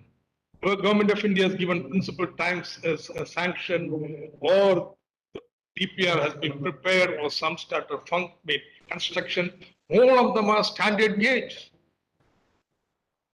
So Kerala's high-speed, semi-speed train has to be part of this system, high-speed system that is coming up in India. You want the Kerala high-speed train to be outside that system and get linked to the broad gauge in Kerala? So how do you argue that? I'm not saying globally. Globally, 95% of tracks are high-speed or standard gauge. And India government in its wisdom has chosen to be so. And what Kerala has got to do? So now from where you stopped, you didn't want to go into the details, a kind of conspiratorial theory why that is being chosen. Anyway, you didn't articulate it, but it's meaningless. The choice of technology is not made by Kerala government. The whole entire network of a swimming speed, high speed is on standard gauge. And therefore, now the first question that Kannan asked, what about the priorities of Kerala? None of the priorities are given up. They are all being implemented. And that's why there won't be money within the budget. That's why we go to borrow outside the budget through SPVs and implement it. Therefore, KRail does not impinge upon, say, your PDNA, UNPDNA report, that developing the health system in Kerala, education system in Kerala, decentralized development, and so on. It's not at the cost of this development. It's something additional that Kerala needs to have. So, Abdullah said that is it important for the knowledge economy that's going to come? Let me put it this way. What's the size of Kerala? Size of Kerala is something like a Greater Bombay. And if we can have efficient transportation system within the Greater Bombay size, then people all need aggregate to Kochi or Trivandrum. They can sit in their home and work. In fact, an important component of the development strategy is precisely to take advantage of the kind of decentralized employment system that is emerging in the global economy. Now, even for that, Abdul, you require internet connectivity to every household in Kerala. You need to have assured electricity connectivity. Or if you want to work from near home, this is all being done. That's what the KIFBI project is about. Kannan's argument about the loss of income because of inefficiency of tax collection, if there had been all this could have been done without borrowing. When I was the minister in the first time, the taxes grew at an average rate of 18% per annum. It continued for another 2 years at 18%. Then it went down to 10%. Do you know why? It's not the efficiency of collection. It is because entry tax was removed. It became a hemorrhage. Before that, any product brought into Kerala, even for use, can be stopped at the border and tax collected. Once entry tax gone, it's not possible. So for the 10 years, you have 10% growth. Then you have a new taxation system, GST, which is just getting positioned. Now, these are the problems which has to be overcome. But do Kerala have to wait till your revenue deficit goes and everything become consolidated before you can take it a major jump at the capital investment? You're condemning Kerala to kind of the present state it is. I think people of Kerala do not want that. Now, Vijay Shankar, I have not reduced the whole, say, environmental carbon footprint, but you will agree with me that's a concise one number to easily compare different options available to you. And this has been the major accusation against Kerala, that how do you do it in the era of climate change and so on and so forth. That's why I said. But then I went on to say it doesn't go through, say,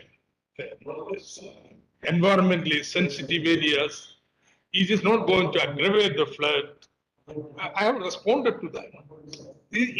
We have got to take environmental issues seriously. And how do you take seriously? Not by abandoning any more future infrastructure development. And say now we will unilaterally declare Kerala will remain at the same level of infrastructure development because of we want to reduce the carbon footprint. There is something called climate change justice. Yeah. So the developed countries, they will remain at the level they are. They will continue to increase. And we hold back? No. We will improve. We will be spending more. And our energy consumption will be rising. But still, very responsibly, you will take many other actions to mitigate whatever carbon emission that occurs here.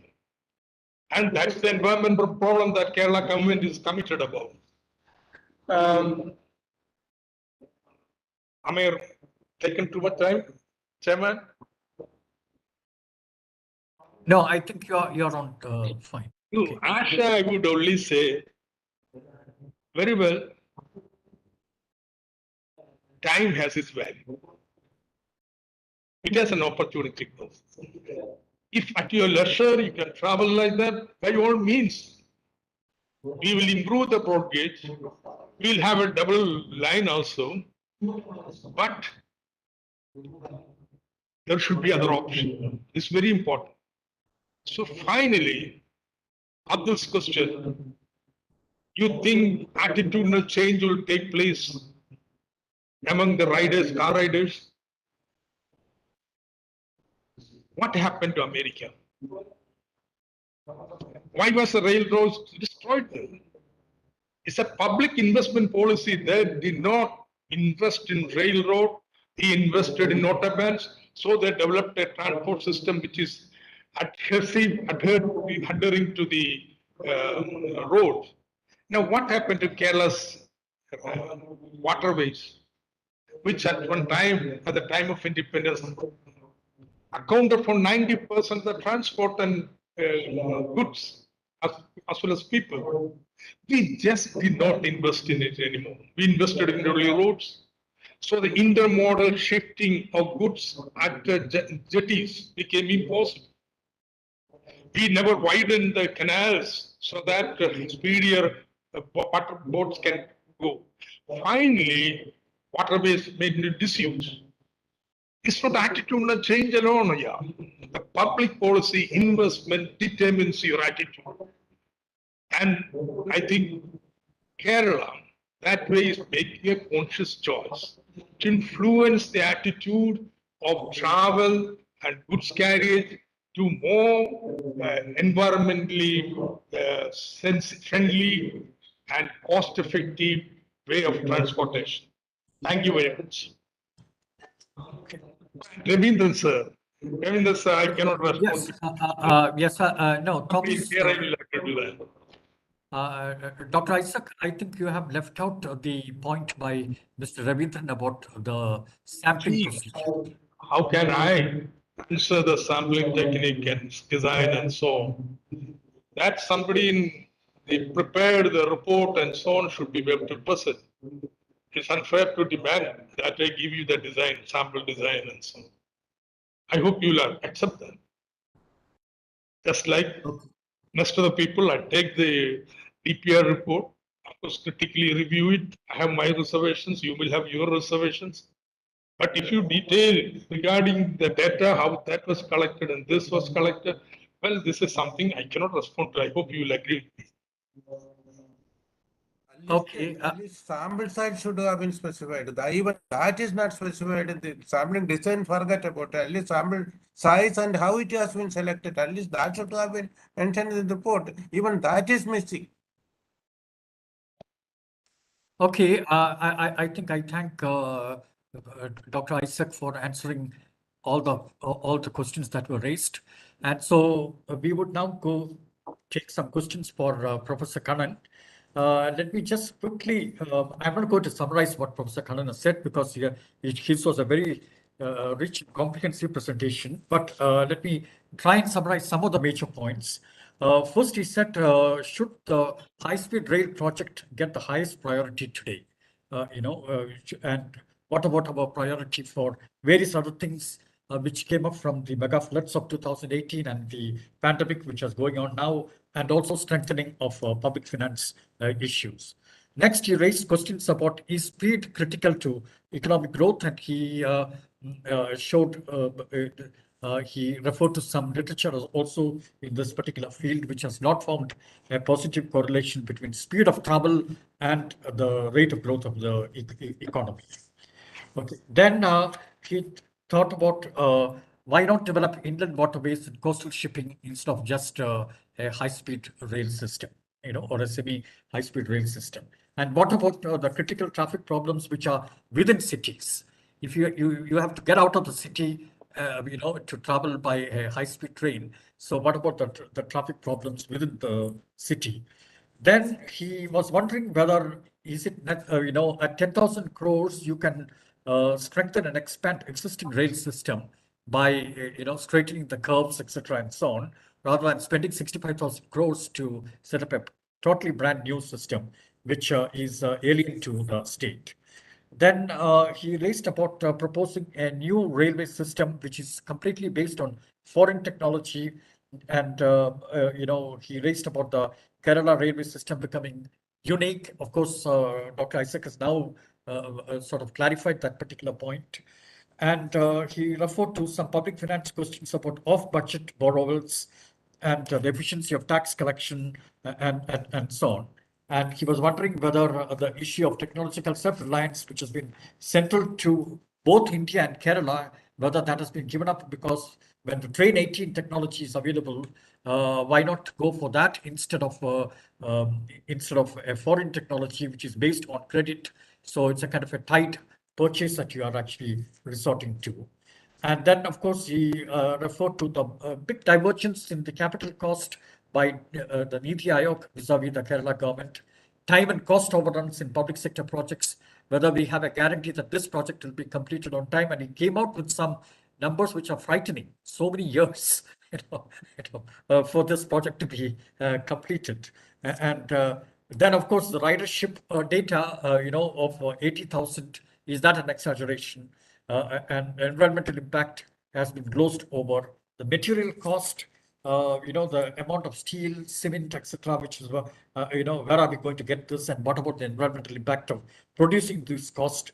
And the opportunity cost of capital is something also, and not time. He seems to discount the opportunity cost of time, but rather capital is more important. So now we can take 4 questions to Professor Kannan. We are already running late, and we have another session which is going to start now. So that's why I'm a little sounding a little. So I will start with Mr. Sridhar, because he has been very active in putting a large number of questions in the chat box, and he's been shooting at, I think, both the speakers. So I would request Mr. Sridhar to raise those questions first. Please unmute yourself, Sridhar.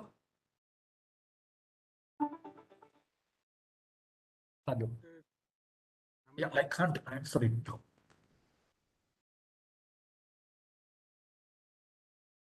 now. No, we can't hear you, Sridhar. Yeah, Can you hear me now? Yeah. Yes, of course, yes. Okay, this is just enough. Okay, thank you very much for both the speakers and Sunil Mani sir, long time. I was one of those very, purposefully fortunate person to actually read both the pre-feasibility report, the feasibility report, and the summary of the DPR even before the state government could bring out and publish it, because we got it, leaked through certain media people, and then it came out, and then the whole thing also came out. See, one of the things that I have not understood, while I've looked at it in detail and I've found a lot of discrepancies, unfortunately, one of the things that I've not understood, and I think I should ask Dr. K.P. Kannan about this is, Professor, see, in the preliminary feasibility report, the EIRR, whatever it is, and I understand it in some sense, was 14.5, and after the sensitivity analysis, there were 4 sensitivities. I mean, 3 sensitivities and the combined test. It came down to 9.11, and the ENPV, I think a 30-year rate was negative 15,672 crore, or 1,56,000 million. And when it came to the feasibility report, it was 16.08, sensitivity analysis after that it was 9.52. Still the ENPV was negative 12,000 crore. Now, soon after this, in a year's time, the project, when I looked at the project, there was this cost estimates of all the, the structures that are built, which are halved or even drastically reduced. I mean, very explicitly reduced. The riderships was hiked up. The alignment was completely changed to make it look cheaper and more profitable. And at the end of the day, the DPR shows a very high, and Dr. Thomas also pointed it out, Isaac sir also pointed it out. The EIRR for 50 years went up to 24%, unprecedentedly high, and an ENPV of 14% was something around 19,000 crores. And the sensitivity analysis, all the 4 sensitivity analysis that they came out, there was no negativity in it. It drastically changed from being very negative to positive after demonstrating all this fudging of data or manipulation of data. I mean, my question is simple. If this project has to go forward, don't you think there must be a serious external independent audit of all these reports?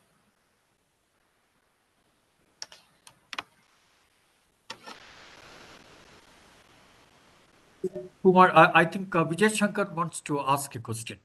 I didn't allow him to. Vijay Shankar, you may unmute yourself and ask. The question was to Dr. Thomas Isaac. I think that's been answered. Oh, okay. Yeah. Okay, so you don't have a... I don't have. So anyone else for Professor Kannan?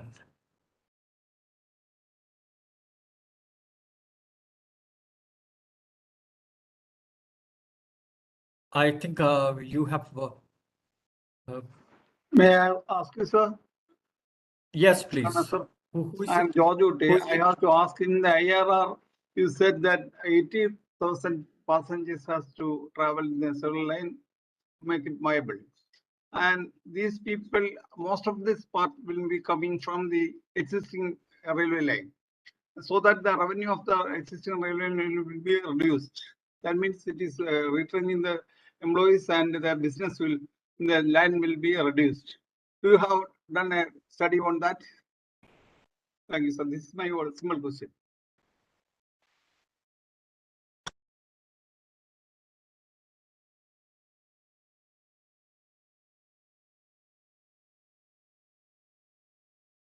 Okay, shall I answer? Good that there are only 2 questions. Yeah, yes, please answer those 2 questions, and I think we will wind up the discussion after this. Yeah. So I will also then get in 1 minute extra for that. I think what Sridhar has asked about the different rate of returns that you find in the feasibility report and the DPR, both in terms of financial rate of return and economic rate of return. And I must very humbly submit here that Sistra doesn't seem to understand the difference between financial and economic rate of return. If you look at the detailed tables of the stream of costs and benefits of the economic rate of return, they call the cost social costs. But all the items of cost are capital costs, operating costs, replacement costs. I don't know, they call these pure capital, machinery, and other costs as social costs. Then when it comes to benefits, they go out of the way. They put pollution reduction benefit, and they quantify it. That itself is problematic. Then accident reduction, and then evaluation of that. So when it comes to benefit side, they are converting something which cannot be easily quantified into social benefits. And when it comes to cost, there is no talk about social costs, but only the actual capital and operating costs. If a professional project evaluator will see that, they will ask, is this the way to prepare an economic rate of return? On social costs, let me tell you, and I think Isaac knows this fully, and my complaint about Isaac is, as a finance minister, did he interrogate these people who submitted this feasibility and DPR? Shouldn't he have asked these kinds of questions about what kind of costs and benefits you have put in? Now, one relevant social cost is 20,000 households or whatever is the number.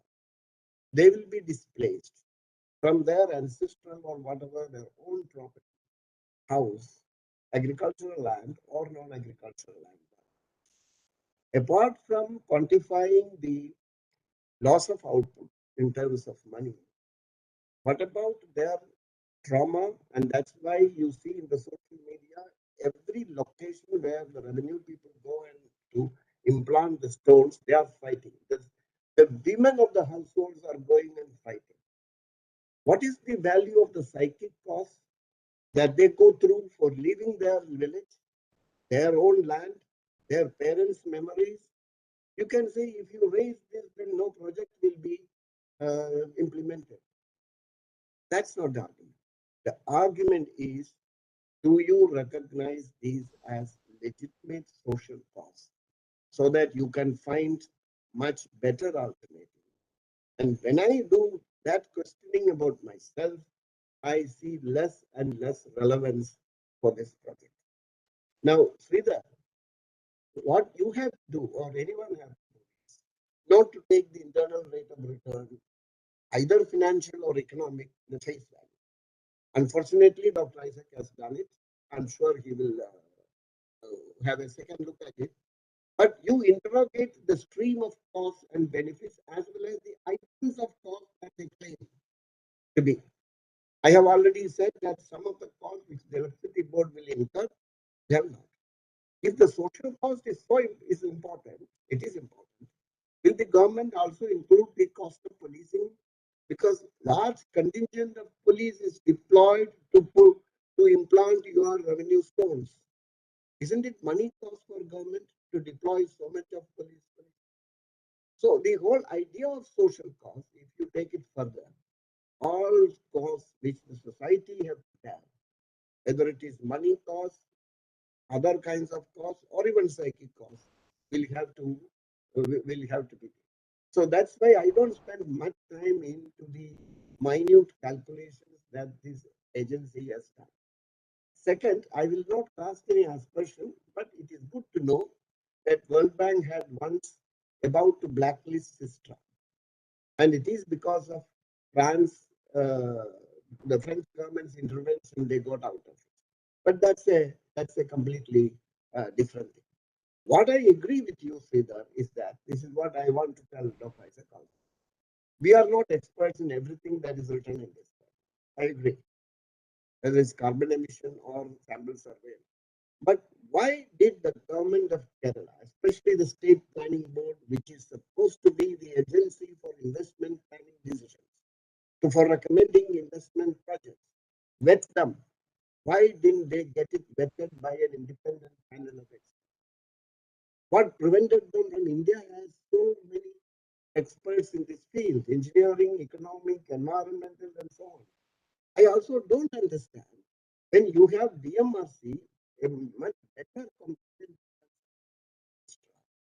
and an age-old constituency we have in the Indian build railways for Nigeria, Iran, Iraq. These two public sector consultants were not. Right? Anyway, these are questions which will then take us to whole question of the political economy of rent seeking. I will not go into that.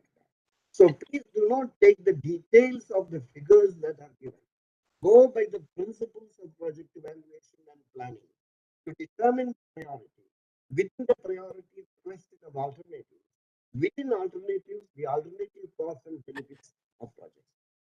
Dr. Isaac said that there is no opportunity cost of capital because it's a project loan. Isaac, there's a difference between finance and economics. I'm sure you know that. Not having project loan is a financial loss, an economic loss. If you want to raise 65,000 crores of rupees, you can raise it from the Indian money market as a loan. If you are confident of your project, not as a budgetary public debt, but as a project loan, as you say, of the K rate.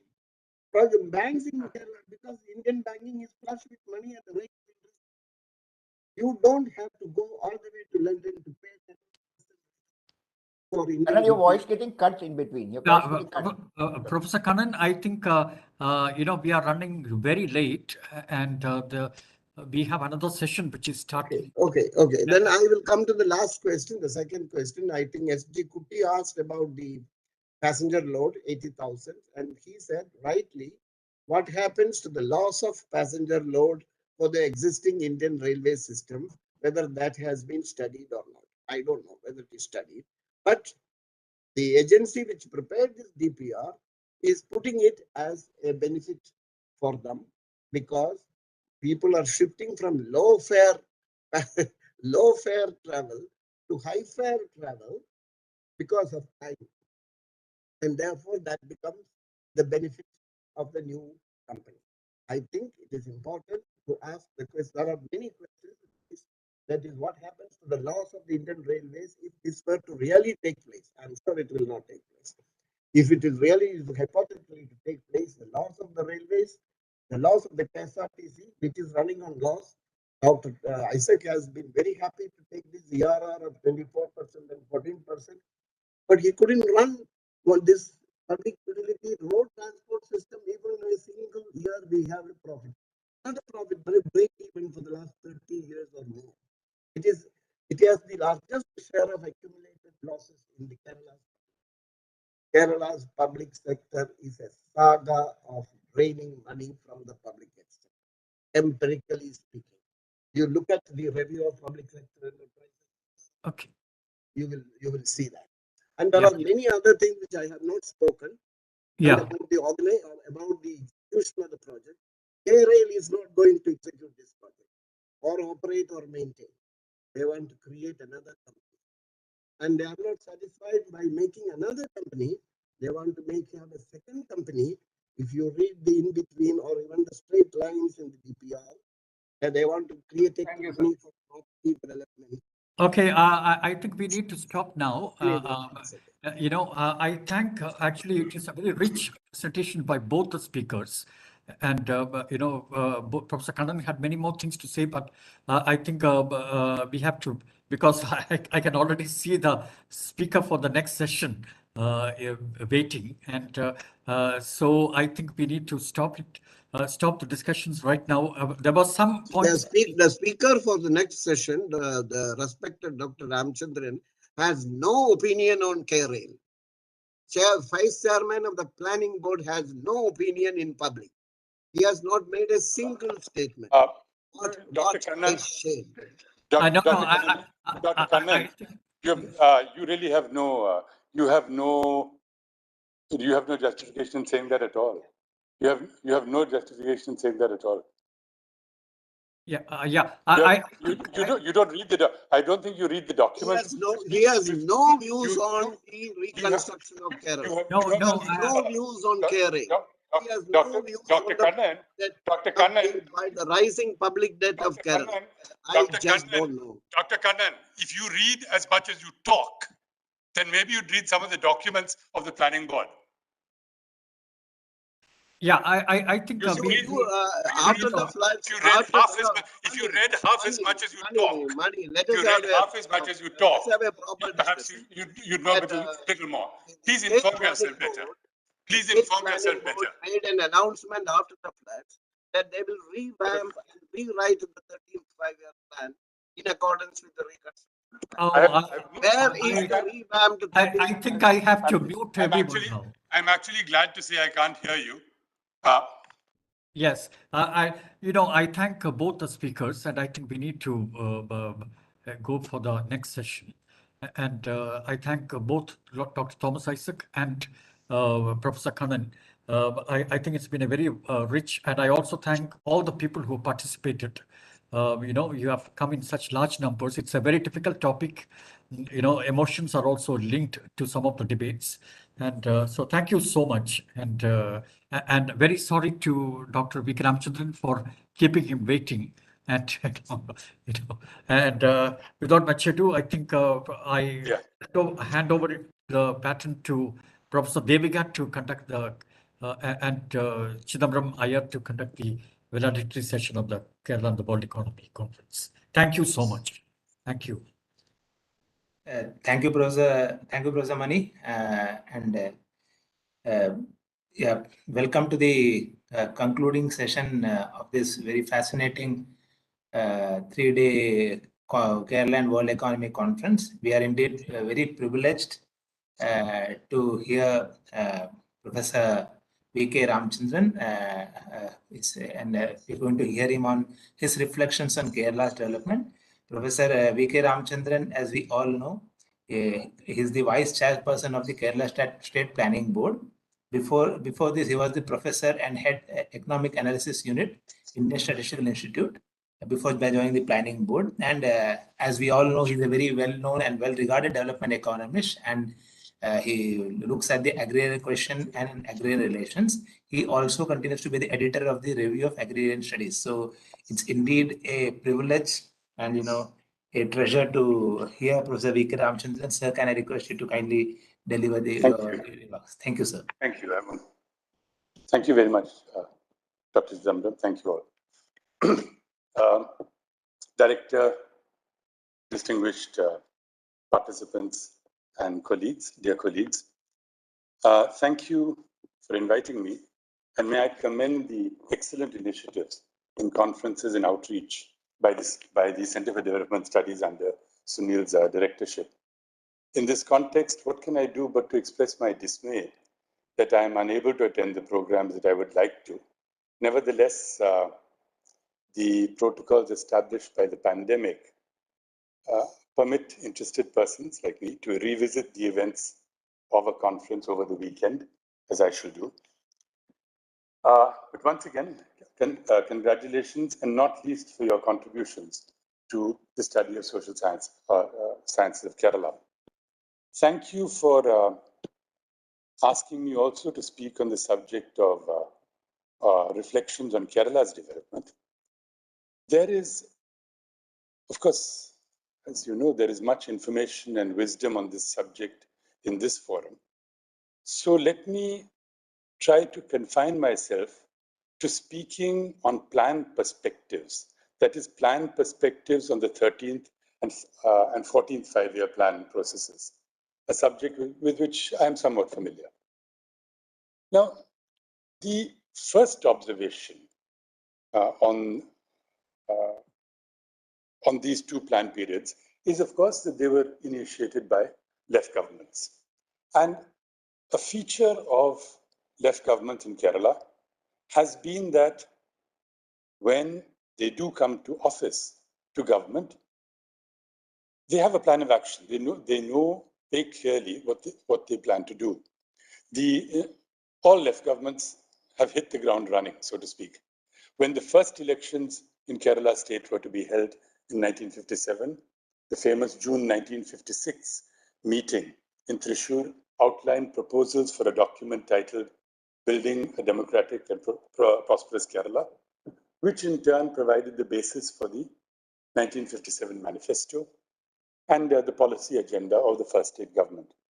Similarly, at the time of the 2016 elections, the manifesto was based on detailed public consultation and by drawing conclusions from the deliberations of the Kerala Padana Congress and by very wide public consultation.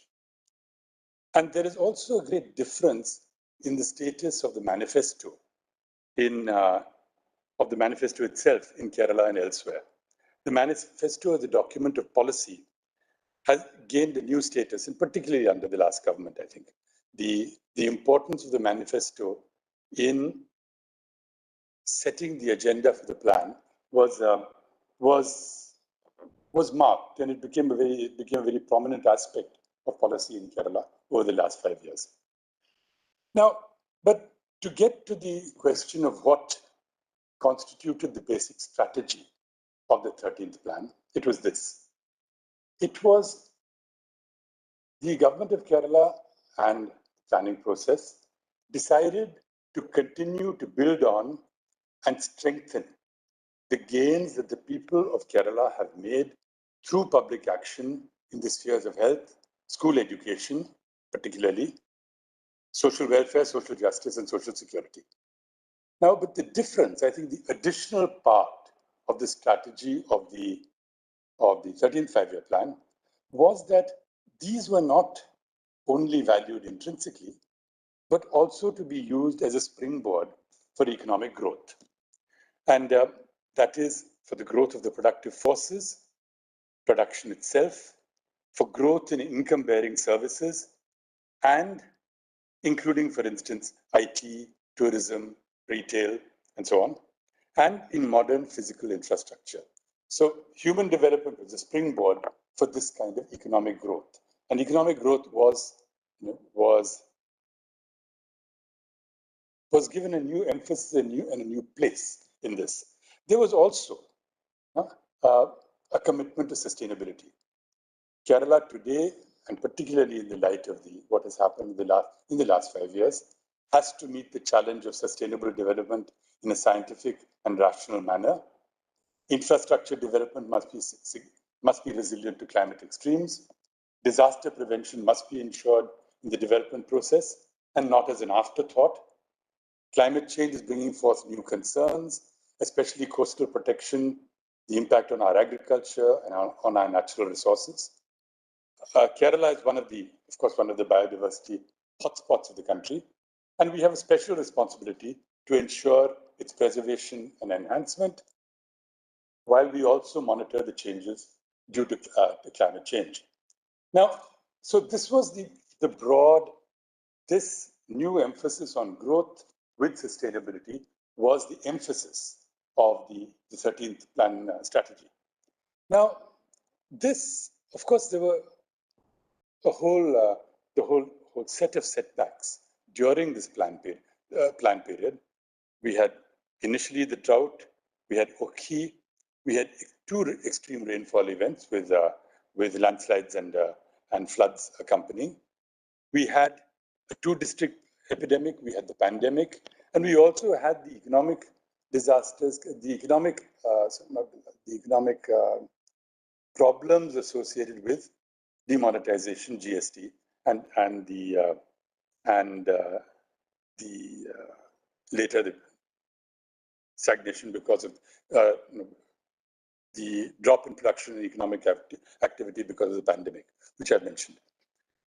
Now, but however, I think that we were strengthened by this adversity, and by the time of the 14th plan, again through a process of consultation, the strategy is to use our human development as a springboard for growth with two new areas of emphasis. One is skilling, high-level skilling, that is notably skilling for what are called the knowledge sectors, and a big new push to higher education. But let me just say that, let me just step back for a minute. Now, as I speak of this emphasis on growth, let me speak of some of the larger challenges that the entire concept of growth is facing. Increasingly in the world, we have voices against growth. You know, in my own field, in agriculture, there are significant groups, in fact, including progressives who I believe should know better, who believe that the challenges of feeding the world's population in, say, 2050 is not a matter of production, productivity, or biotechnology, but of reorganizing institutional arrangements for small peasants. There are, as I was discussing with a young student of economics recently, there are in Europe political party, well, I mean, let's put it this way. Generally, when a political party comes into government, one of the its economic objectives is to build the productive forces. But for the first time, for instance, in Europe, you have parties which are close to coalitions, which are close to coming to government, who for the first time say that the objective is in fact to pull back the productive forces. Far from being the advances of productive forces, it's to pull back technology, to pull back the productive forces, and indeed to encourage a policy of degrowth rather than growth. It doesn't, in case you hadn't guessed, I do not agree with this formulation. In fact, what I'm trying to convey is the need for precisely the opposite. We will strengthen our commitment to the people's welfare and to the environment. But I propose that this should not be counterposed. You should not counterpose these commitments to our commitment to growth. That's very clear. Take, for example, we've had discussions on the fragility in sectors of our environment. Yes, and these must be tackled, they must be dealt with. But we have means, and we have means particularly because of the commitments to public policy in Kerala, we have means to find scientific and technological solutions to deal with such fragility that do not come in conflict with growth. We have,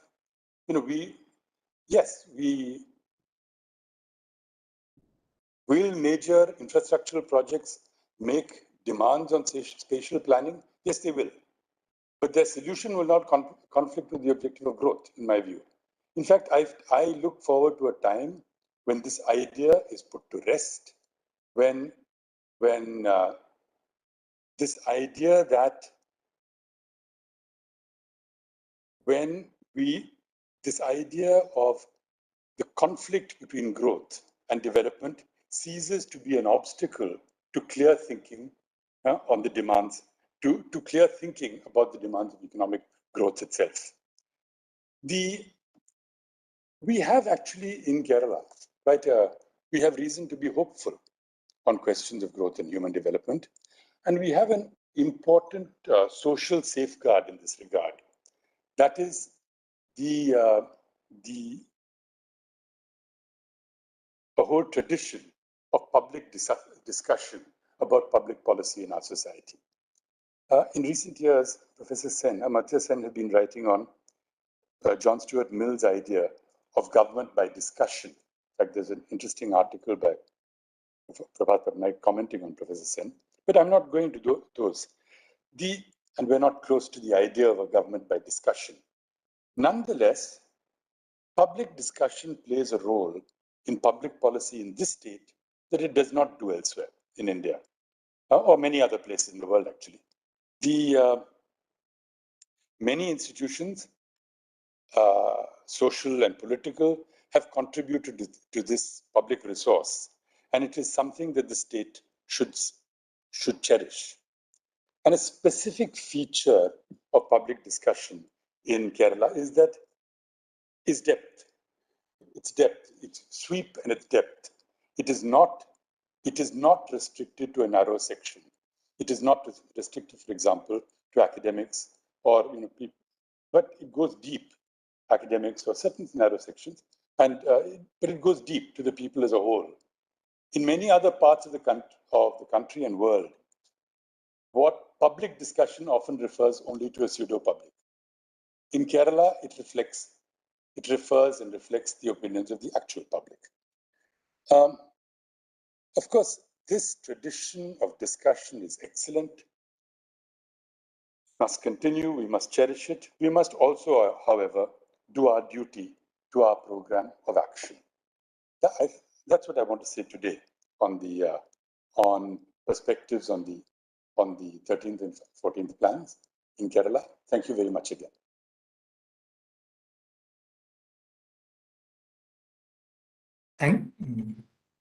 Thank you, Professor Ramchandran. Thank you for your, first of all, thank you for being patient.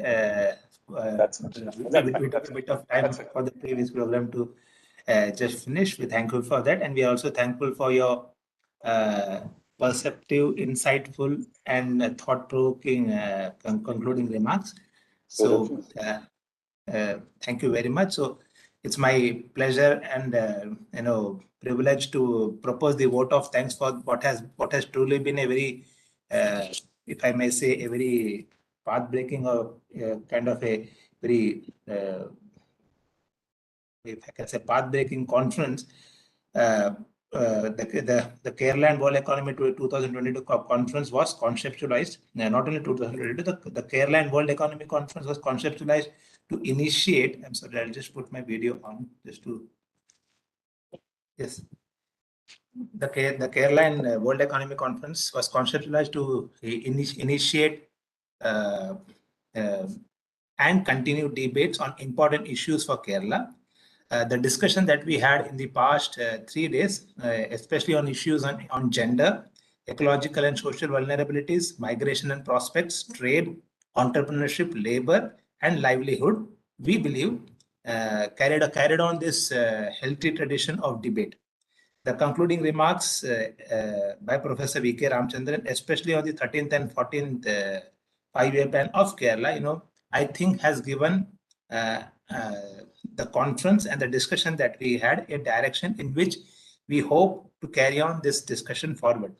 All this discussion that we had over the past 3 days, has been possible due to the encouragement and support of the government of Kerala, for which we are very thankful. In particular, we are also thankful to the State Planning Board and Professor Vk Ramchandran for their encouragement and support, and especially for Professor Ramchandran agreeing to give us the concluding remarks.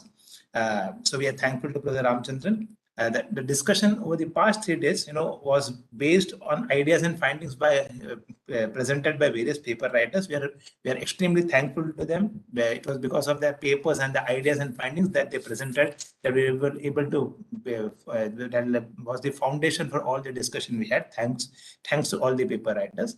We also want to express our gratitude to the chairs of each sessions, the distinguished participants of the panel discussion on trade, as well as the debate that we just had on the Silver Line project, which we think has embellished the conference. So thank you, the chairs. Thank you, the distinguished participants of the discussion on trade and the Silver Line project. All throughout the conference, right from the time of organizing, our director, Professor Sunil Mani, has been a source of encouragement, support, and guidance, for which we are very thankful. Our administrative staff, our academic program office staff, and computer department staff have been a huge support. In particular, Mr. Praveen G, Mr. Ajit Kumar, Mr. Emmanuel, and Mr. Sarath have worked behind the scenes for a smooth conference. We express our heartfelt thanks to them. Throughout the conference, we had wonderful participation both from within and outside CDS. We thank all the participants of the conference, without which the conference would not have seen the success that it has seen. So once again, thank you all, and it's a pleasure. Thank you very much.